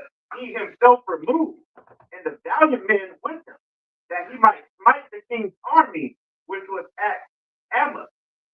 While as yet the forces were dispersed from the camp. In the mean season came Georgius by night into the camp of Judas, and when he found no man there, he sought them in the mountains. For said he, these fellows flee from us. But as soon as it was day, Judas showed himself in the plain with 3,000 men. So he got 5,000. Georgia's got 5,000 men. Judas got 3,000, right? 2,000 more he had than him. Go ahead. Who nevertheless had neither armor nor swords to their mind. And they saw the camp of the heathen, that it was strong and well harnessed, and compassed round about with horsemen. And these were expert of war. Yeah. Go ahead. Then said Judas to the men that were with him, fear ye not their multitude? Fear ye not their multitude, neither be ye afraid of their assault. Remember how our fathers were delivered in the Red Sea. Come on. When Pharaoh pursued them with an army. So what is he doing? What is Judas telling the men? What is he reminding the men of? The days of old. Well, the miracles and the Most High that He's on your side, but Huh? what? How the miracles of the Most High have always been on your side. Fine. You got to go back to the Most High, man. Always go back to the Most High. That's when we get the victory. Who's going to give us the victory? The Most High, who is a man of war. In war, you have strategies. How you going to do this and do that maneuver to be able to win? That's the Most High, man. That's our power. Huh? So remember the Most High, man, what He did. Come on. Now therefore, let us cry unto heaven. Does what? Let us cry unto heaven. Look, that's the only time the Most High have pity on us, man. And you ain't crying to the Most High with no pride. Pride is able before the Most High and man. You got to be humble. 2,000 men outnumbering you. We here to go to war. He told us, hey, just a 10 to 10. Just so you know, man. I don't like to say things can't prove it. It's very important, man, that you see this because this is what we at. What we gonna have to do. This part of what we have to do in dealing with getting out of our captivity, man. Read that. Judges 10 and 10. And the children of Israel cried unto the Most High, saying, we have sinned against thee, both because we have forsaken our power and also served an idol. Right, man. So we cried to the Most High, man. First thing we said was what? We have. Don't We say have- it. I ain't asked you. Oh, right. You know I'm a bear. Let me give you notice, okay? Look for notice from me. You always got an answer, right? Always got the answer. What we do? What's first thing we said? What's first thing we did? We say we are sin. We are sin, man. That was marvelous in the eyes of the Most High, but not that we are that. So we just chosen, but we called, but who is chosen? You might love, but You Israel, are? Israelite. Yeah, man. Israelite Oh. are chosen. We called. We called. If I'm called, I ain't gonna say I'm chosen. Many are called. That's how Many are called, but few are chosen. That's what I'm saying. You gotta be in the spirit to be able to know how to operate in the spirit for what our answers are. That's just what he's dealing with. And I'm showing you what he's dealing with to show he's going to war. He outnumbered by 2,000. He telling them, hey, remember the Most High. What he did. Man, we went to war. We woke up Most High and killed 145,000. We ain't lifting no sword at all. 185,000. Come on. What we talking about? We talking about the Most High. But understand it. He still is humble. He's real humble. Because he's saying, what he told his men? What he told his men first? No, what he tell them? Cry out. Cry unto the Most High. Not cry out, cry unto the Most High. Listen what he's saying, so you understand what works. This marvelous in the eyes of the Most High. Can't nobody gainsay on this, man. Read this. No. We in Judges. Judges 10 and 10. And the children of Israel cried unto the Most High, saying, we have sinned against thee, both because we have forsaken our power and also served an idol. See, that's no different than what we're doing now. If we're not really looking at how we got to get closer to the Most High, what it's going to take to please Him. Period. It's going to be all about Him. It's too much about us, Israel, and don't know enough about the Most High who's going to deliver us. It's only in His hands. It ain't in the Mashiach Yahushua hand, and definitely ain't in our hand. Ain't no man gonna save us, right? Deuteronomy 29. Ain't no man gonna save us. It's in the Most High's hand. You know, you look at anytime we have to go to war, it's gonna always be the same. You're gonna find the same thing that we're gonna pray to the Most High. We're gonna humble ourselves. Look at man, Esther and Judah, man, they put Judah on their bodies in ashes and cried to the Most High, man. You talking about Judah was so beautiful, but them men was flipping out on her, right? And see, they was like, what nation has women like this? Where you come from? Right? Like, give me the scripture, do what? Chop this dude's head off. Woo! Woo! Chop his head off, put it in the bag, right? He go, yo, nigga, went back home. He go, nigga, what they had to get out of there, man. Come on, man. But this is what works with the Most High, man. Read. Verse 11. And the Most High said unto the children of Israel, did not I deliver you from the Egyptians and from the Amorites, from the children of Ammon, and from the Philistines? And you know how to do it from all these wicked nations, man. Not because of us, but because of His name's sake. His name is in our name, read. The Zidonians also, and the Amalekites, and the Moabites did oppress you, and ye cried to me, and I delivered you out of their hand. What do we do? What do we do? Cry. We cried unto the Most High. And He delivered us out of their hands, read. Yet ye have forsaken me, and served other gods. Other religions, man.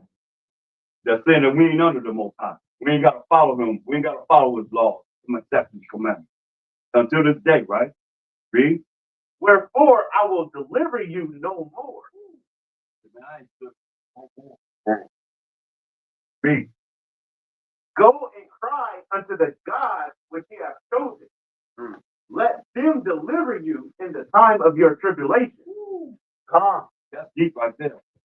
Hey, you notice, I want to throw on, you notice that we always cried into the Most High and He'll save us, and then we'll fall right back into some idolatry. And then we do the same thing over and over again. You know what I'm saying? Last time we this last time.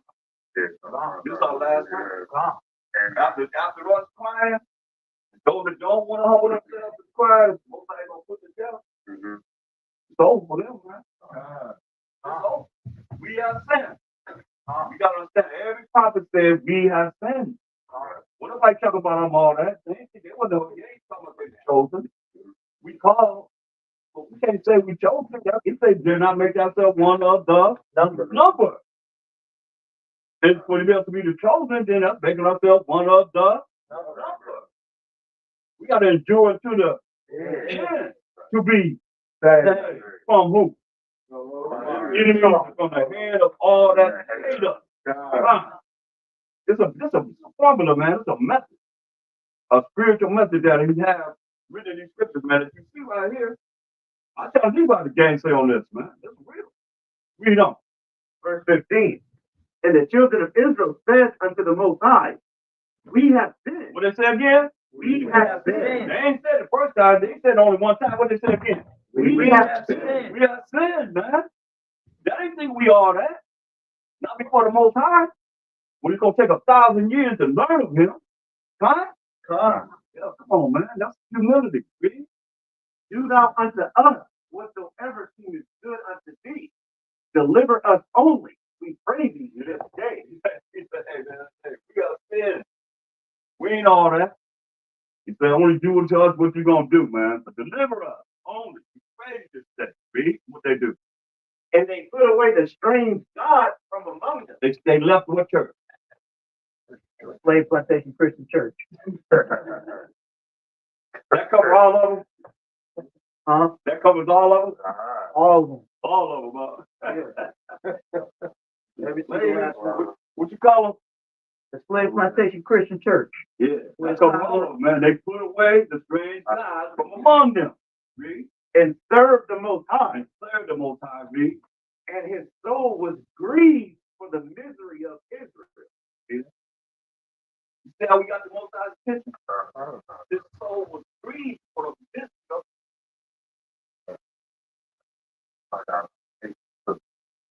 One day, how many? 1,000 here. That's a lot of patience from the Most High, right? So imagine all that built up, you know, so that we keep messing up. And then it's judgment. Once we get judged, it's going bad. All that build and all that build up. For exactly 4 and 9. I mean, over and over again. Yeah, over and over again for Over 100 and over years, again. but imagine how many years though. When you read Judges, man, they say, hey, Moses set up the king, wicked, and we was wicked. Moses put us in captivity over, put a nation over us. He said he's going to do it. And we cried to Moses, and he let us out, released us. And we went back to again with, back to put the nation over. No people. Yeah. Read that. First Maccabees 4 and 9. Remember how our fathers were delivered in the Red Sea, when Pharaoh pursued them with an army. Now therefore let us cry unto heaven, if peradventure the Most High will have mercy upon us, and remember the covenant of our fathers, and destroy this host before our face this day. He's giving you a message. Tell you what to do. All you gotta do is listen.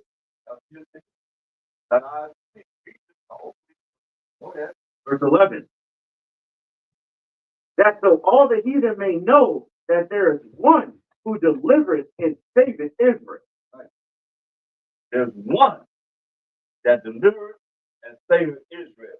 All the heathen are gonna know at this time that there is one who delivers and saves Israel.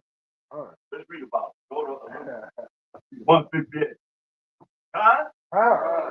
Let's read about it. He the power of who? That's saving Israel. Who he say the power of? Abraham, Isaac, and Jacob. That's his name. How long? Forever. I know what? Forever and ever. Forever, all generations. Read that. Luke 168. Blessed be the most high power of Israel. So now, is he the power of every nation? Nah. Come on, he's reading again. Blessed be the most high power of Israel. Most high power of Israel, of the Israel, the 12 tribes of Israel, Judah, Benjamin, Levi, Simeon, Zebulun, Manasseh, Gad, Issachar. For he has visited and redeemed his people. His people. Here's the personal possessive pronoun showing ownership. He visited and redeemed his people for what? And has raised up a horn of salvation for us. A horn power of salvation, power of authority. That's salvation. Power and authority for us. Israel, read. In the house of his servant David, who was Mashiach Yahushua, who came out of the tribe of Judah. That's King David, came out of, read. As he spake by the mouth of his holy prophets, which have been since the world began, that we should be saved from our enemies. Saved from who? That we should be saved from our enemies. And what else? And from the hand of all that hate us. And from the hand of all that hate us. That's it. To do what? To perform the mercy promise to our Father. Mercy promise to our Father. What is mercy? Getting something you do not deserve. No. Not getting something that you do deserve. Grace is getting something you do not deserve. Mercy is not getting something that you do deserve. Not sorry. All right, let's go back to my first line before.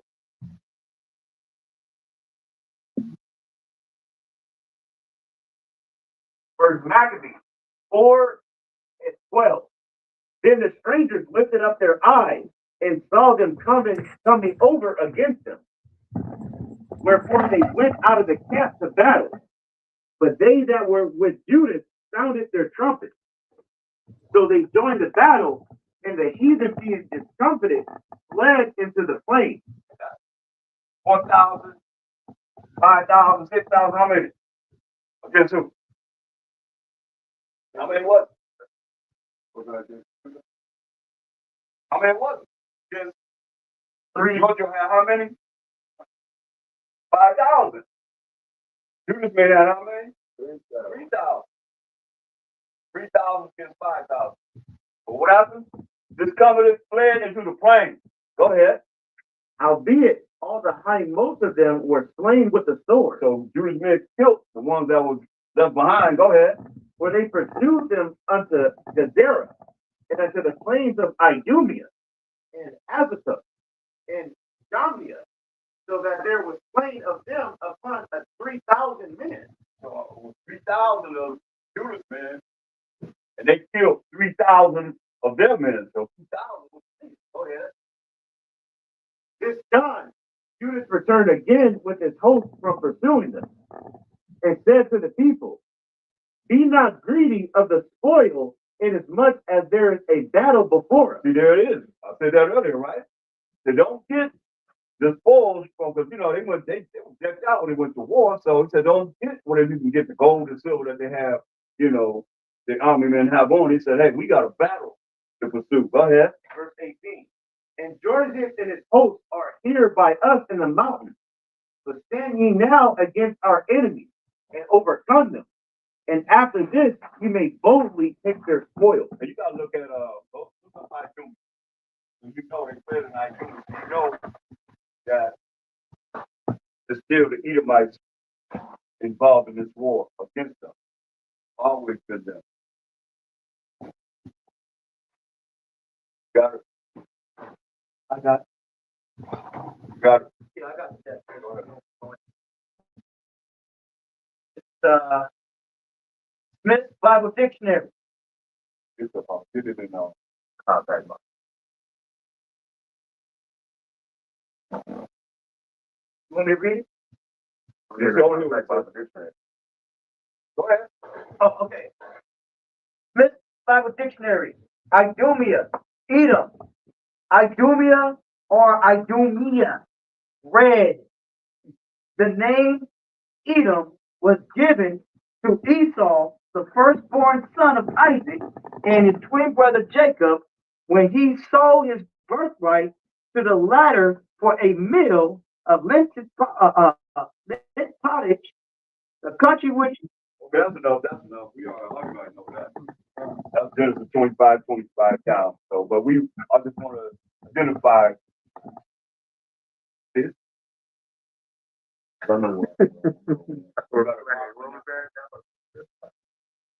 Just follow this. Yeah.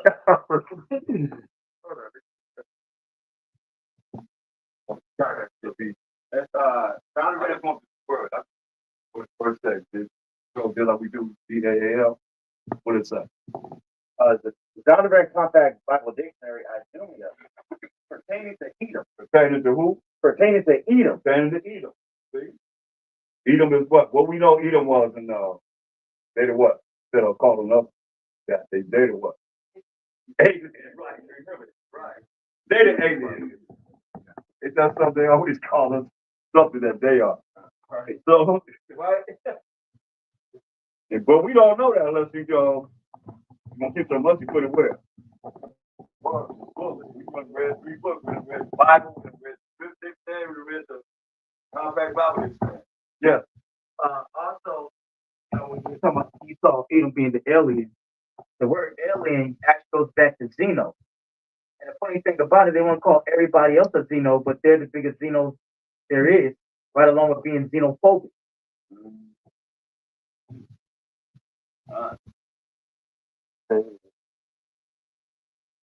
Okay, come on. Judas. Talk about Judas Maccabees in there. First Maccabees 4:19. As Judas was yet speaking these words, there appeared a part of them looking out of the mountain, who, when they perceived that the Jews had put their host to flight and were burning the tent, for the smoke that was seen declared what was done. Burning their tents, man. Taking them down. Go ahead. They're looking through the mountain, seeing what's going on. Go ahead.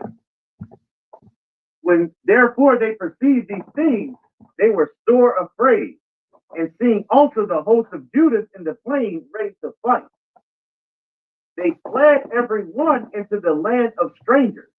Okay, now what happened to bring about this powerful way that they are dealing? What did Judas tell our people, our brothers to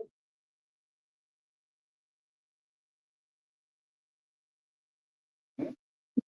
Why remember? But in the keep fighting, Oh, and this thing, what? Cry out to the Most High. Cry out to the Most High, man. They cry out to the Most High. And the result is what you see. They running. What kind of angels the Most High got on their foot, right? What are the angels that right here on the earth, right? Waiting for the commandment of the Most High. Go ahead. Verse 23. Then Judas returned to spoil the tent, where they got much gold and silver and blue silk and purple of the sea and great riches. See that? How are you getting the spoils? Go ahead. They done ran. Go ahead. After this, they went home and sung a song of thanksgiving and praised the Most High in heaven, because it is good, because his mercy endured forever. Hallelujah. Yeah, that's right. All praise to the Most High. Go ahead. Thus Israel had a great deliverance that day. Yeah. Now all the strangers that had escaped came and told Lysias what had happened, who, when he had heard thereof, was confounded and discouraged, because neither such things as he would were done unto Israel, nor such things as the king commanded him were come to pass. Right. Okay. The next year, therefore, following Lysias, gathered together 300,000 choice men of foot. Wow, that's 3 score is how many? 20. So 300,000 is how many? So 1,000. Yeah. 200. 300,000. 60,000.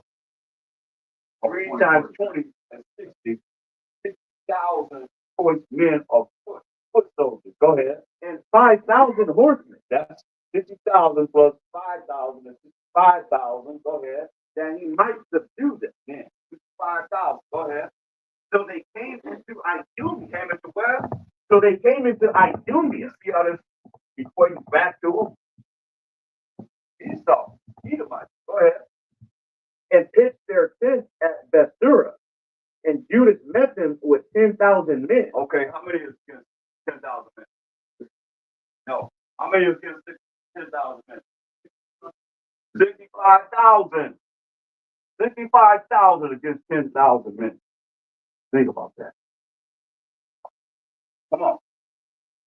And when he saw that mighty army, he prayed and said, Blessed art thou, O Savior of Israel, who did quell the violence of the mighty man by the hand of thy servant David, and gavest the host of strangers into the hands of Jonathan, the son of Saul, and his armor bearer. So what is he doing? What is he doing? He's praying to the Most High. What is he praying? What is he doing?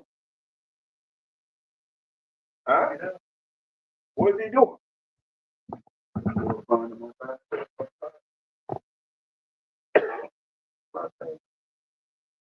What is he doing? Can you read that scripture again? No, you read it. You read it. I forgot. Come on. Look. We in 1 Maccabees 4 and 30. You gotta ask. I know where it was. Come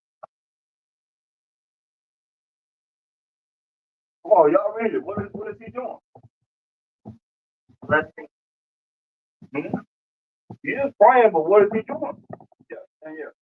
I wasn't raising my Oh. hand, but I was saying, Yeah, you know who with who? Or who? No.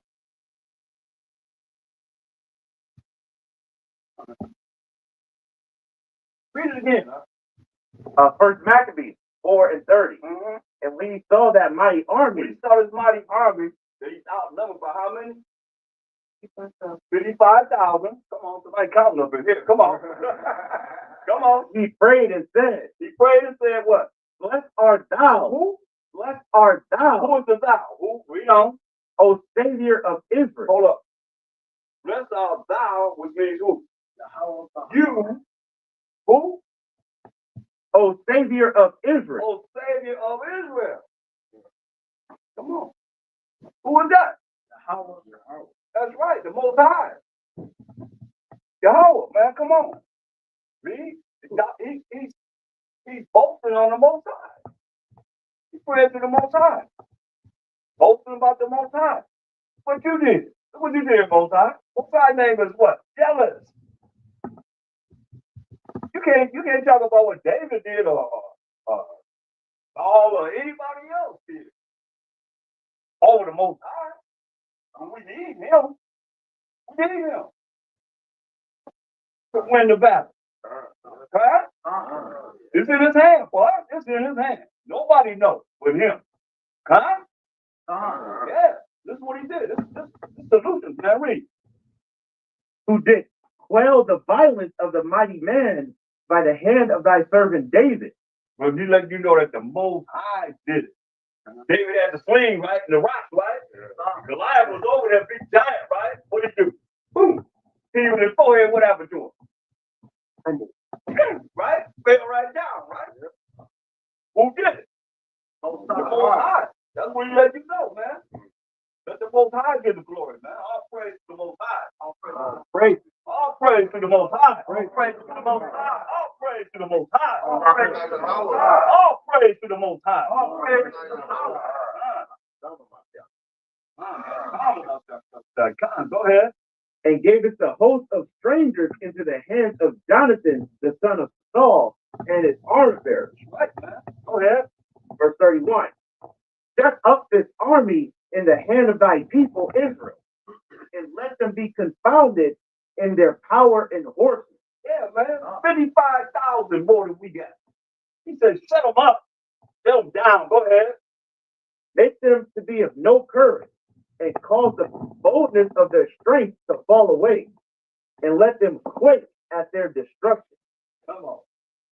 Cast them down with the sword of them that love thee, and let all those that know thy name praise thee with thanksgiving. But how you know that you love the Most High? 1 John 5. He said, cast them down with the sword of them that love you, Most High. Let all those that know thy name praise thee with thanksgiving.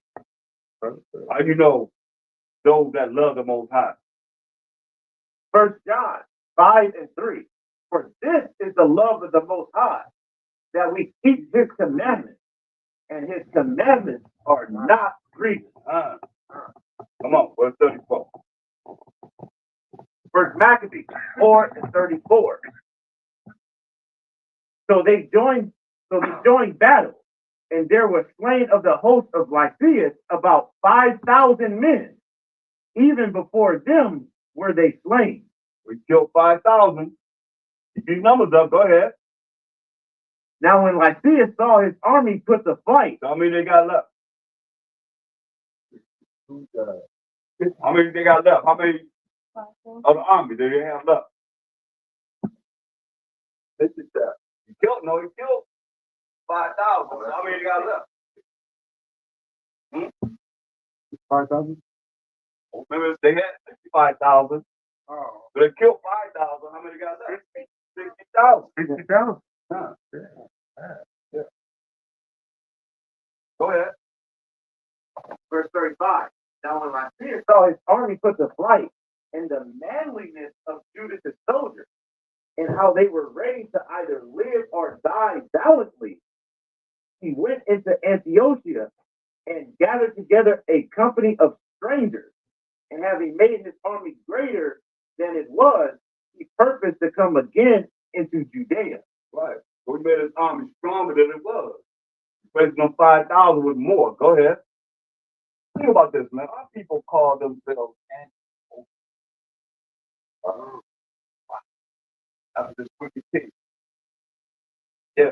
Maybe that's what we need to talk like classic Christian that too. We call ourselves Americans. Yeah. Thing, you know.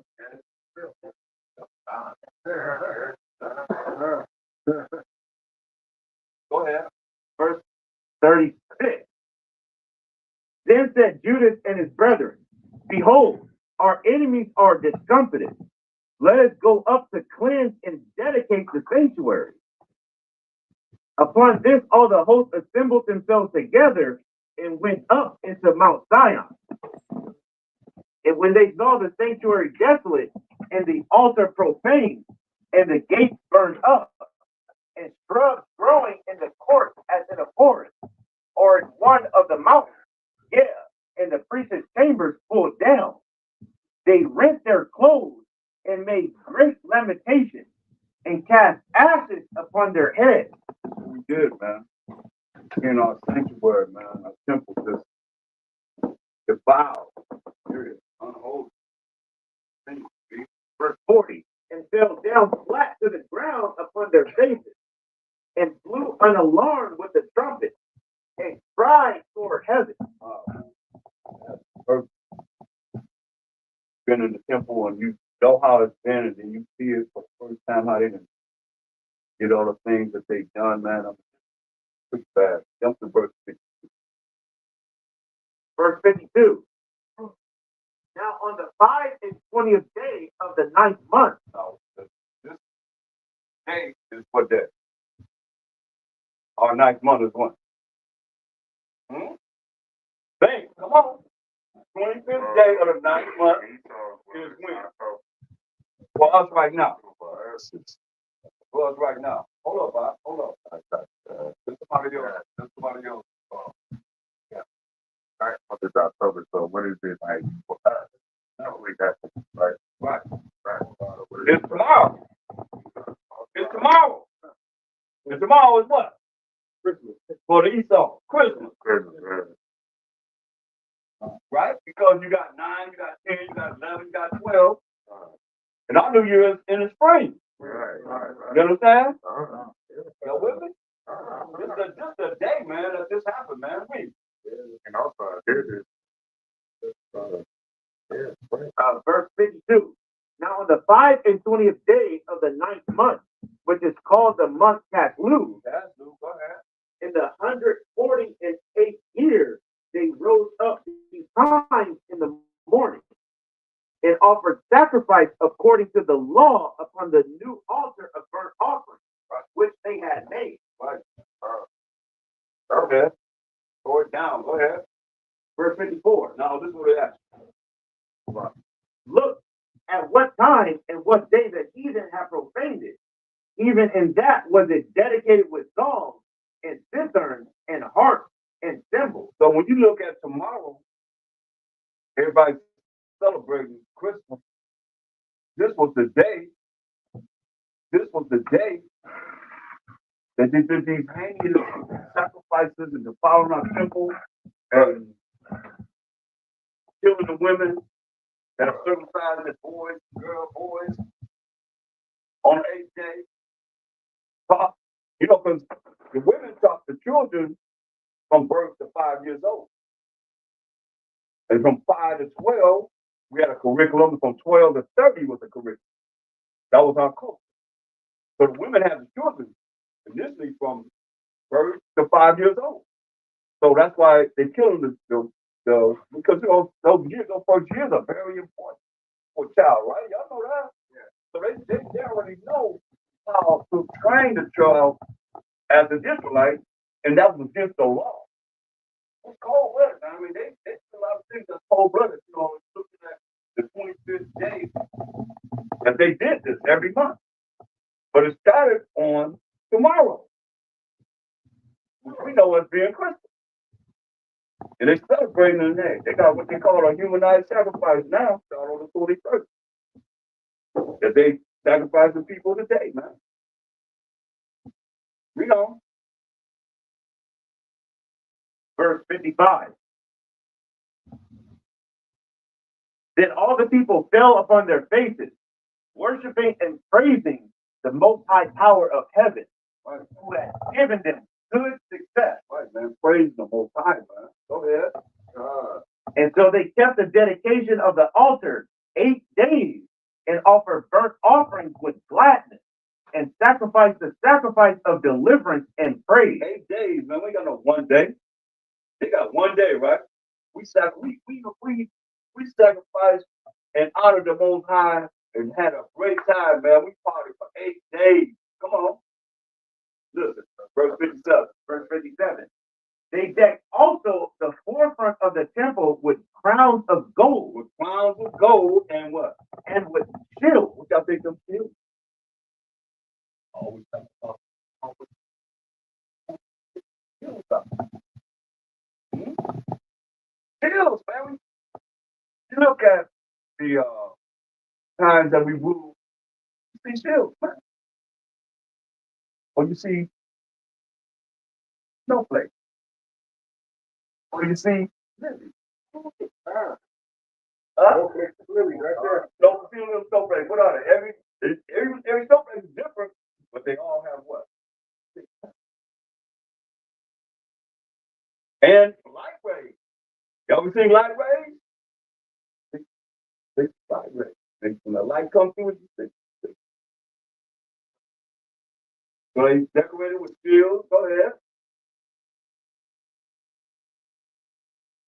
And the gates and the chambers they renewed and hanged doors upon them. Thus was there very great gladness among the people, for that the reproach of the heathen was put away. Go ahead. Moreover, Judas and his brethren, with the whole congregation of Israel, ordained that the days of the dedication of the altar should be kept in their season from year to year by the space of 8 days, from the 5 and 20th day of the month Tasloo, with mirth and gladness. So this is something that Judas Maccabee and his brothers ordained that we're doing now. I mean, it's not a really holy convocation that the Most High said we're supposed to do that. He ordained as far as, you know, Leviticus 23rd chapter, so forth.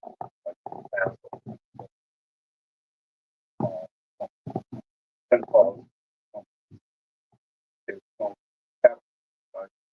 But this is something that we ordained that we're gonna do. Right? You know about that what God doing? Yeah, come on then. Let's see.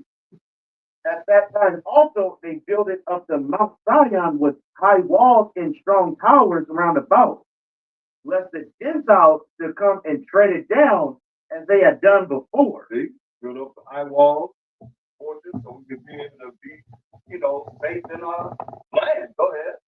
Verse 61. And they set there a garrison to keep it, and fortified Bethsura to preserve it, that the people might have a defense against Idumea. Against who? Against Idumea. Against the Edomites, man, the so-called white man. For real. Come on. Verse, go to 5. Look how these nations felt about us getting our temple back, being able to go into our temple and worship the Most High. Read. First Maccabees 5 and 1. We just about finished. Come on. Now when the nations round about heard that the altar was built and the sanctuary renewed as before, it displeased them very much. Yeah. Knowing that we have got our temple back, our sanctuary back, going to the sanctuary in the temple to worship the Most High, it displeased them very much. So what you think? They love us for being able to come back to who we are now.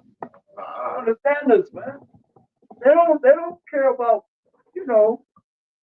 us coming back to who we are. That's why they always say we're a hate group, but we ain't no group, we're a nation. Huh? No group, we ain't no organization, no community, no club and all that stuff, man. We're a nation. That's coming back to our inheritance eventually. But we coming back to who we are. What's wrong with being righteous in this wicked world? What's wrong with us trying to learn how to please the Most High? Is something wrong with that? I mean, being in America, It's what? How is it? they don't want to. That's them. I'm talking about us. Oh yeah, no, I'm talking about us. But like, There's nothing wrong with us trying to learn how to be righteous but in the eyes of the Most High. Esau, he don't want us to do that. We already know that. We read about it, right? But read it again now. We just read about that. That's why I went opposite of what it said here about us doing what we're supposed to do. The result of what us doing what we're supposed to do. The result of these nations, all of them, not just Esau, read. First Maccabees 5 and 1. Now when the nations round about heard that the altar was built and the sanctuary renewed as before, it displeased them very much. See, they didn't like it, man. Go ahead. Wherefore they thought to destroy the generation of Jacob that was among them. So all of us that was among those nations, we were scattered among these nations where we were. They plot to kill us, man. Come on. And thereupon they began to slay and destroy the people. See, they began to kill us. Just because we're able to come back to the Most High. Don't get it twisted. They began to kill us. Ain't no different than it is now. Revelation 12 and 12, Revelation 12, Revelation 12, 17.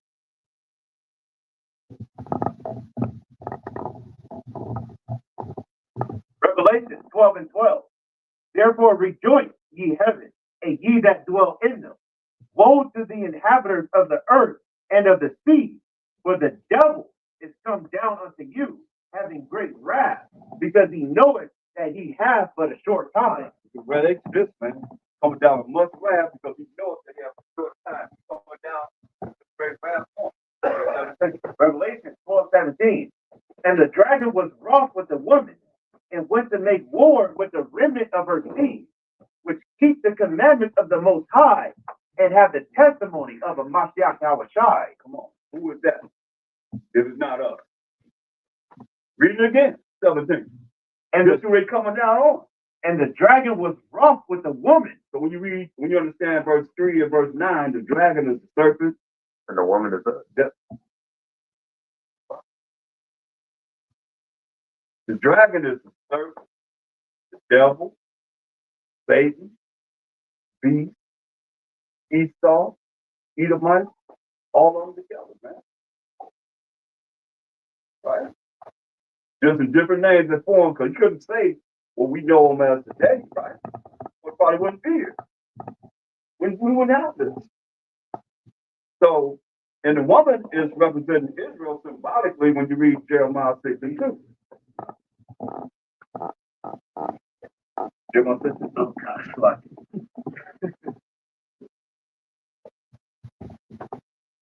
Gonna define who the woman is. Jeremiah 6:2. I have likened the daughter of Zion to a comely and delicate woman. So, humbly and delicate woman. That's up. So this is what The devil is doing right now. He's Isaiah 51.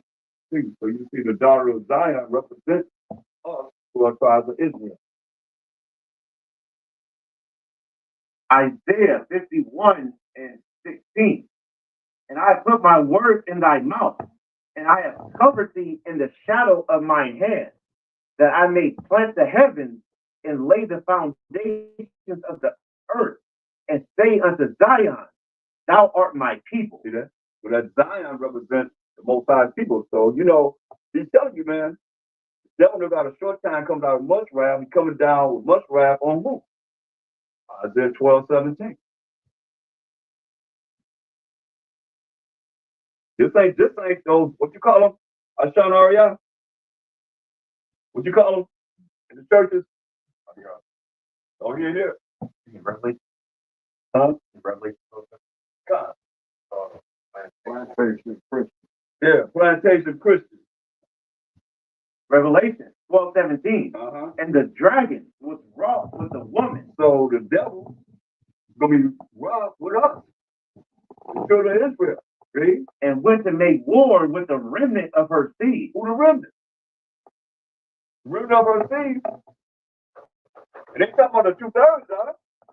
Well, it's the 1/3. It's the 1/3. It's the remnant. We the remnant, you know, Most High will. After Zion, you know, we the remnant. And this time, you know, we don't know if it's going to be our time or some other time. You know what I mean? But we know that we're working to be that remnant, huh? You see? So, and you look at what it's saying here, it can be nobody but us as the Israelites. Because what are the Israelites doing? Read. Which keep the commandments of the Most High. So are the churches keeping the commandments of the Most High? Are they keeping the laws of the Most High? What organization or secular religious organization keeping the moral laws, civil laws, dietary laws, ceremonial laws, and teaching on the sacrificial laws? None of them. You see? There can't be them. It's only us. Period. That's why we gotta be on it, man. Read. And have the testimony of the Mashiach Yahushua. That's only us, man. Second Maccabees, no, get your Second Maccabees 6. We're gonna look at it. We're gonna look at this before we get out of here. Start at verse 1. We're gonna read down. Second Maccabees 6:1. Not long after this, the king sent an old man of Athens to compel the Jews to depart from the laws of their fathers. Over and over again, man. You see this? Why you see the devil got a short time coming out of much wrath on them that do what? Keep the what? Keep the laws, the commandments of the Most High. Laws, commandments, same thing.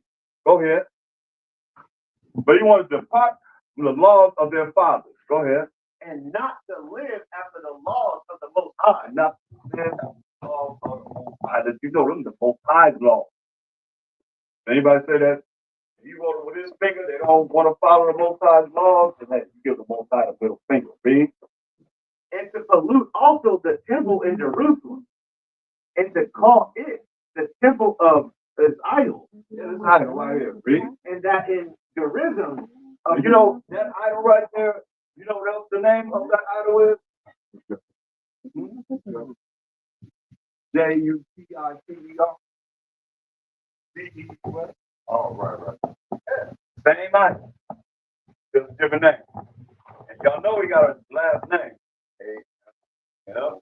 But everybody be saying that during their prayer. A-M-E-N. Yeah, man. Go ahead. and that in Gerizim of the idol of strangers, as they did desire that dwelt in the place. The coming in of this mischief was sore and grievous to the people. Yeah, because we knew better. It was so grievous to the people, but we knew better, man. We followed the Most High's law. Go ahead. For the temple was filled with was riot. Listen to this. Our temple was filled with what? But the temple was filled with riot and reveling by the Gentiles. By who? By the Gentiles. By the Gentiles, man. Go ahead. Who dallied with harlots. Dolly with what? Who dallied with harlots. That's prostitutes. Coming into the temple, selling their bodies in the temple. Go ahead. And have to do with women within the circuit of the holy place. That had to do with selling their bodies, hoes, prostitutes in the church, in the circuit of the holy places, man. Come on. And besides that, brought in things that were not lawful.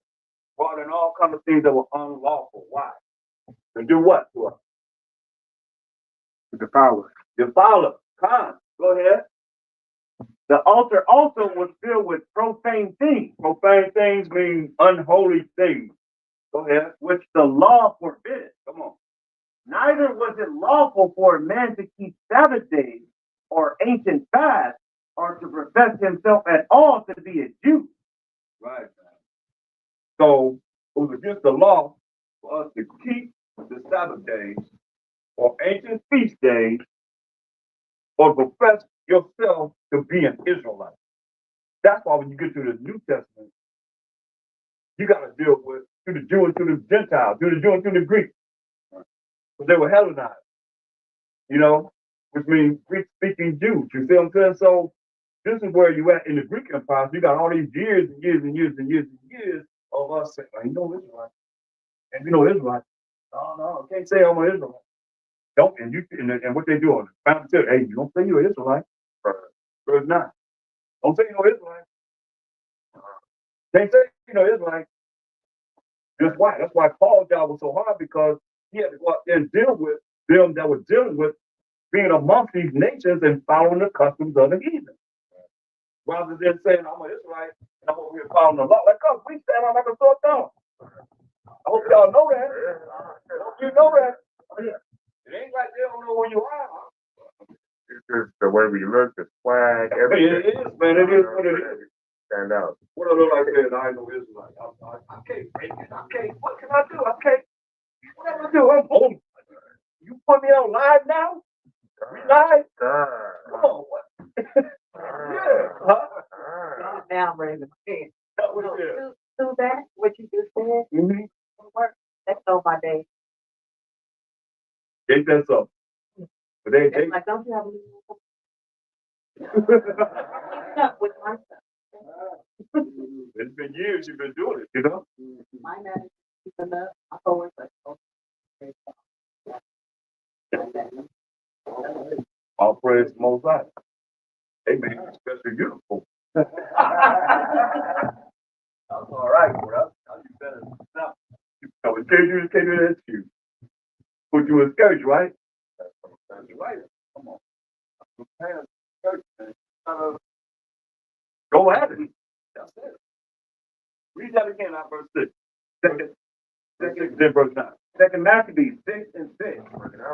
Neither was it lawful for a man to keep Sabbath days or ancient fasts or to profess himself at all to be a Jew. Hey, read it in the anybody got the regular Cambridge University Press? You got the I know you have it. What is it? What is it? See that? Second Maccabees 6 and 6. Oh, Second Maccabees. Second Maccabees. the D got it, brother. You got it. The D got it. Oh, all right. Second Maccabees 6 and 6. Huh? Neither was it lawful for a man to keep Sabbath days or ancient feasts, or to profess himself at all to be a Jew. I knew it didn't say that. And here they said fast. They say when it says feast. Because that's the feast days are what we're looking at. You know what I mean? We fast when we play a fast, you know what I'm saying? But those feast days are very important. Right. So it's not fast, it's supposed to be feast. Right. So it's like going here. Also, Baruch 7 ain't in there either. Baruch chapter 7 is not in there either. That one online, that's not in there. Oh, they got the 1611 version of King James Bible Online. Go to the 1611 version, and don't switch to the standard. It'll say peace. Check it out. That's what you Bring it out. Bring it out.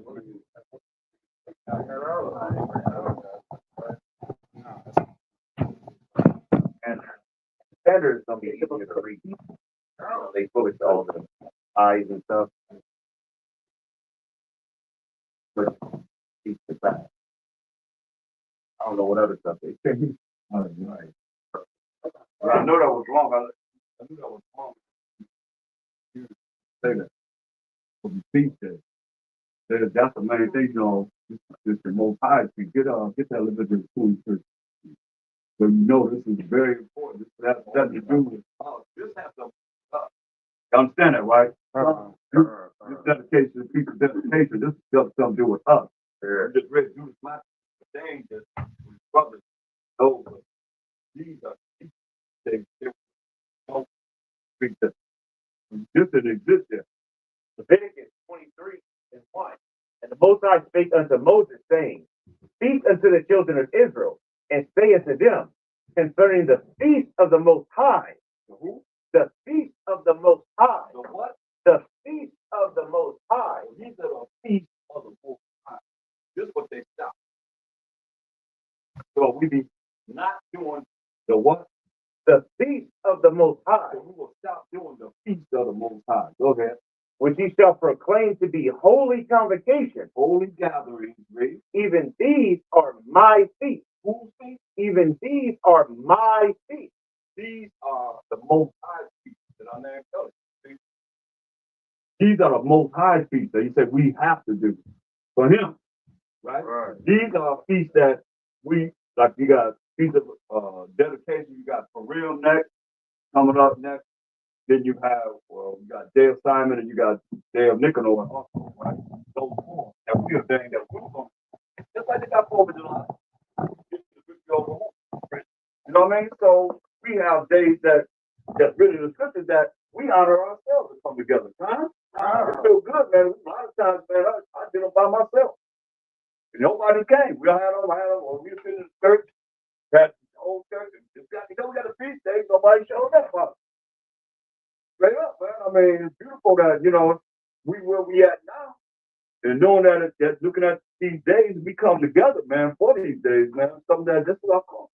What we're supposed to be doing, Beautiful. All right. Yes. All right. God. Yeah. I'll say the hard and the Most High is that He delivered us out of all of it. Every last one of them was a battle. Yep. And He was the That's right. God. Get them Most High hand. God. All praise to the Most High. And all of them started with who? Who's the head honcho against them? Esau. Every last one of them, right? Every last one of them. That's just the truth. All of those What's going to happen to them? Okay, so where they going? The slavery. Appreciate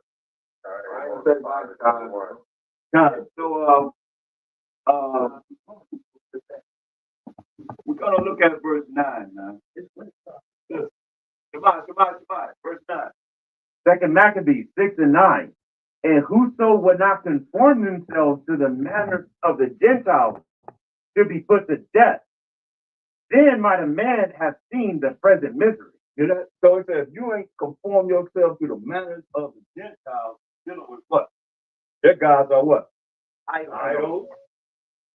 You supposed to be put to death, man. So that was a lot of misery for us, man. Go ahead. Listen to what. You women listen up very close. Listen. For there were 2 women brought who had circumcised their children, who when they had openly led round about the city, the babes hanging at their breasts. Hold up.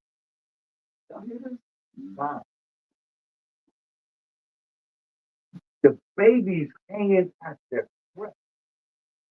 They tied the babies to the woman's breast. They hanging off the woman's breast and they dragging them around the city, all around the city. That's cold. So you can't imagine what the Most High God thinks of them. He said, I'm double. Your two cups. Read on. They cast him down headlong from the wall. They cast him down over the wall, man. Headlong, man. See? And others that had run together into caves nearby to keep the Sabbath day secretly. They ran into caves. We ran into caves to keep the Sabbath day secretly. Away from these heathens, read. Being discovered to Philip. Bye, Philip.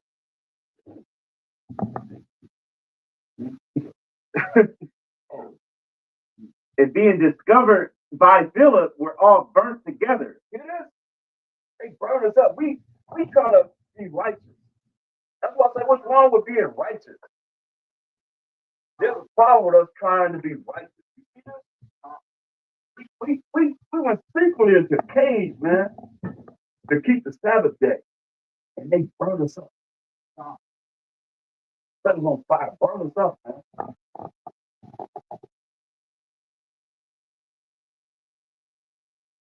We're trying to keep the Sabbath day. Go ahead. We're all burnt together because they made a conscience to help themselves for the honor of the most sacred day. Come on. This is what, and all that happened, this is what it says. Come on. Go ahead. Now I beseech those that read this book that they be not discouraged for these calamities. Don't be discouraged for these calamities. Wow, man, that's something to say. Read. But that they judge those punishments not to be for destruction, but for a chastening of our nation. Chastening of our nation. Go ahead. For it is a token of his great goodness when wicked doers are not suffered any long time, but forthwith punished. For not as with other nations, whom the Most High patiently forbears to punish, till they be come to the fullness of their sins, so dealeth he with us. Right, man. He's done with us. Unto these nations. What he says in the time of the Gentiles be what? Fulfilled. Huh? See? Lest that, being come to the height of sin, afterwards he should take vengeance of us. And therefore, he never withdraws his mercy from us. And though he punished with adversity, yet does he never forsake his people. There it is, man. He punished, but who he loves, he punished. He chastens, man. So he never forsakes us, man. See? But let this that we had spoken be for a warning unto us. And now will we come to the declaring of the matter in a few words. Right. So that's what I say. When you start going from here, he goes to Eleazar. I told you that man that was 9 years old, and they wanted to support. He didn't. Then goes next chapter going to the woman. I want to read 7 sons. All support. Or this wicked has to be 50 eating abomination. Like you said, number one beat. The other white beat. You know what I mean? Number one beat of the whole world, man. Come on. We wouldn't do that, man. We ought to die in the power ourselves. So, any question, any last comments, man? Just eat and have a great time for the victory over our temple back, and all praise to the Most High. All right.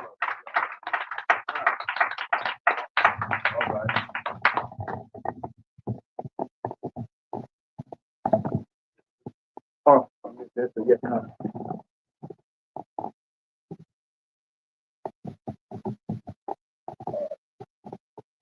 You the only one on? He's online too.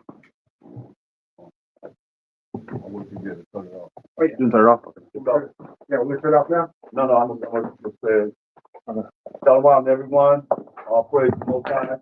We're doing this for the Feast of Vellum, Feast of Dedication, and keep the Most High's commandments, love, fear the Most High, have faith in the Most High, repent, continue to do the righteous acts of the Most High. Be out. Shalom. Come up now, Yahweh. Come up now, Yahweh.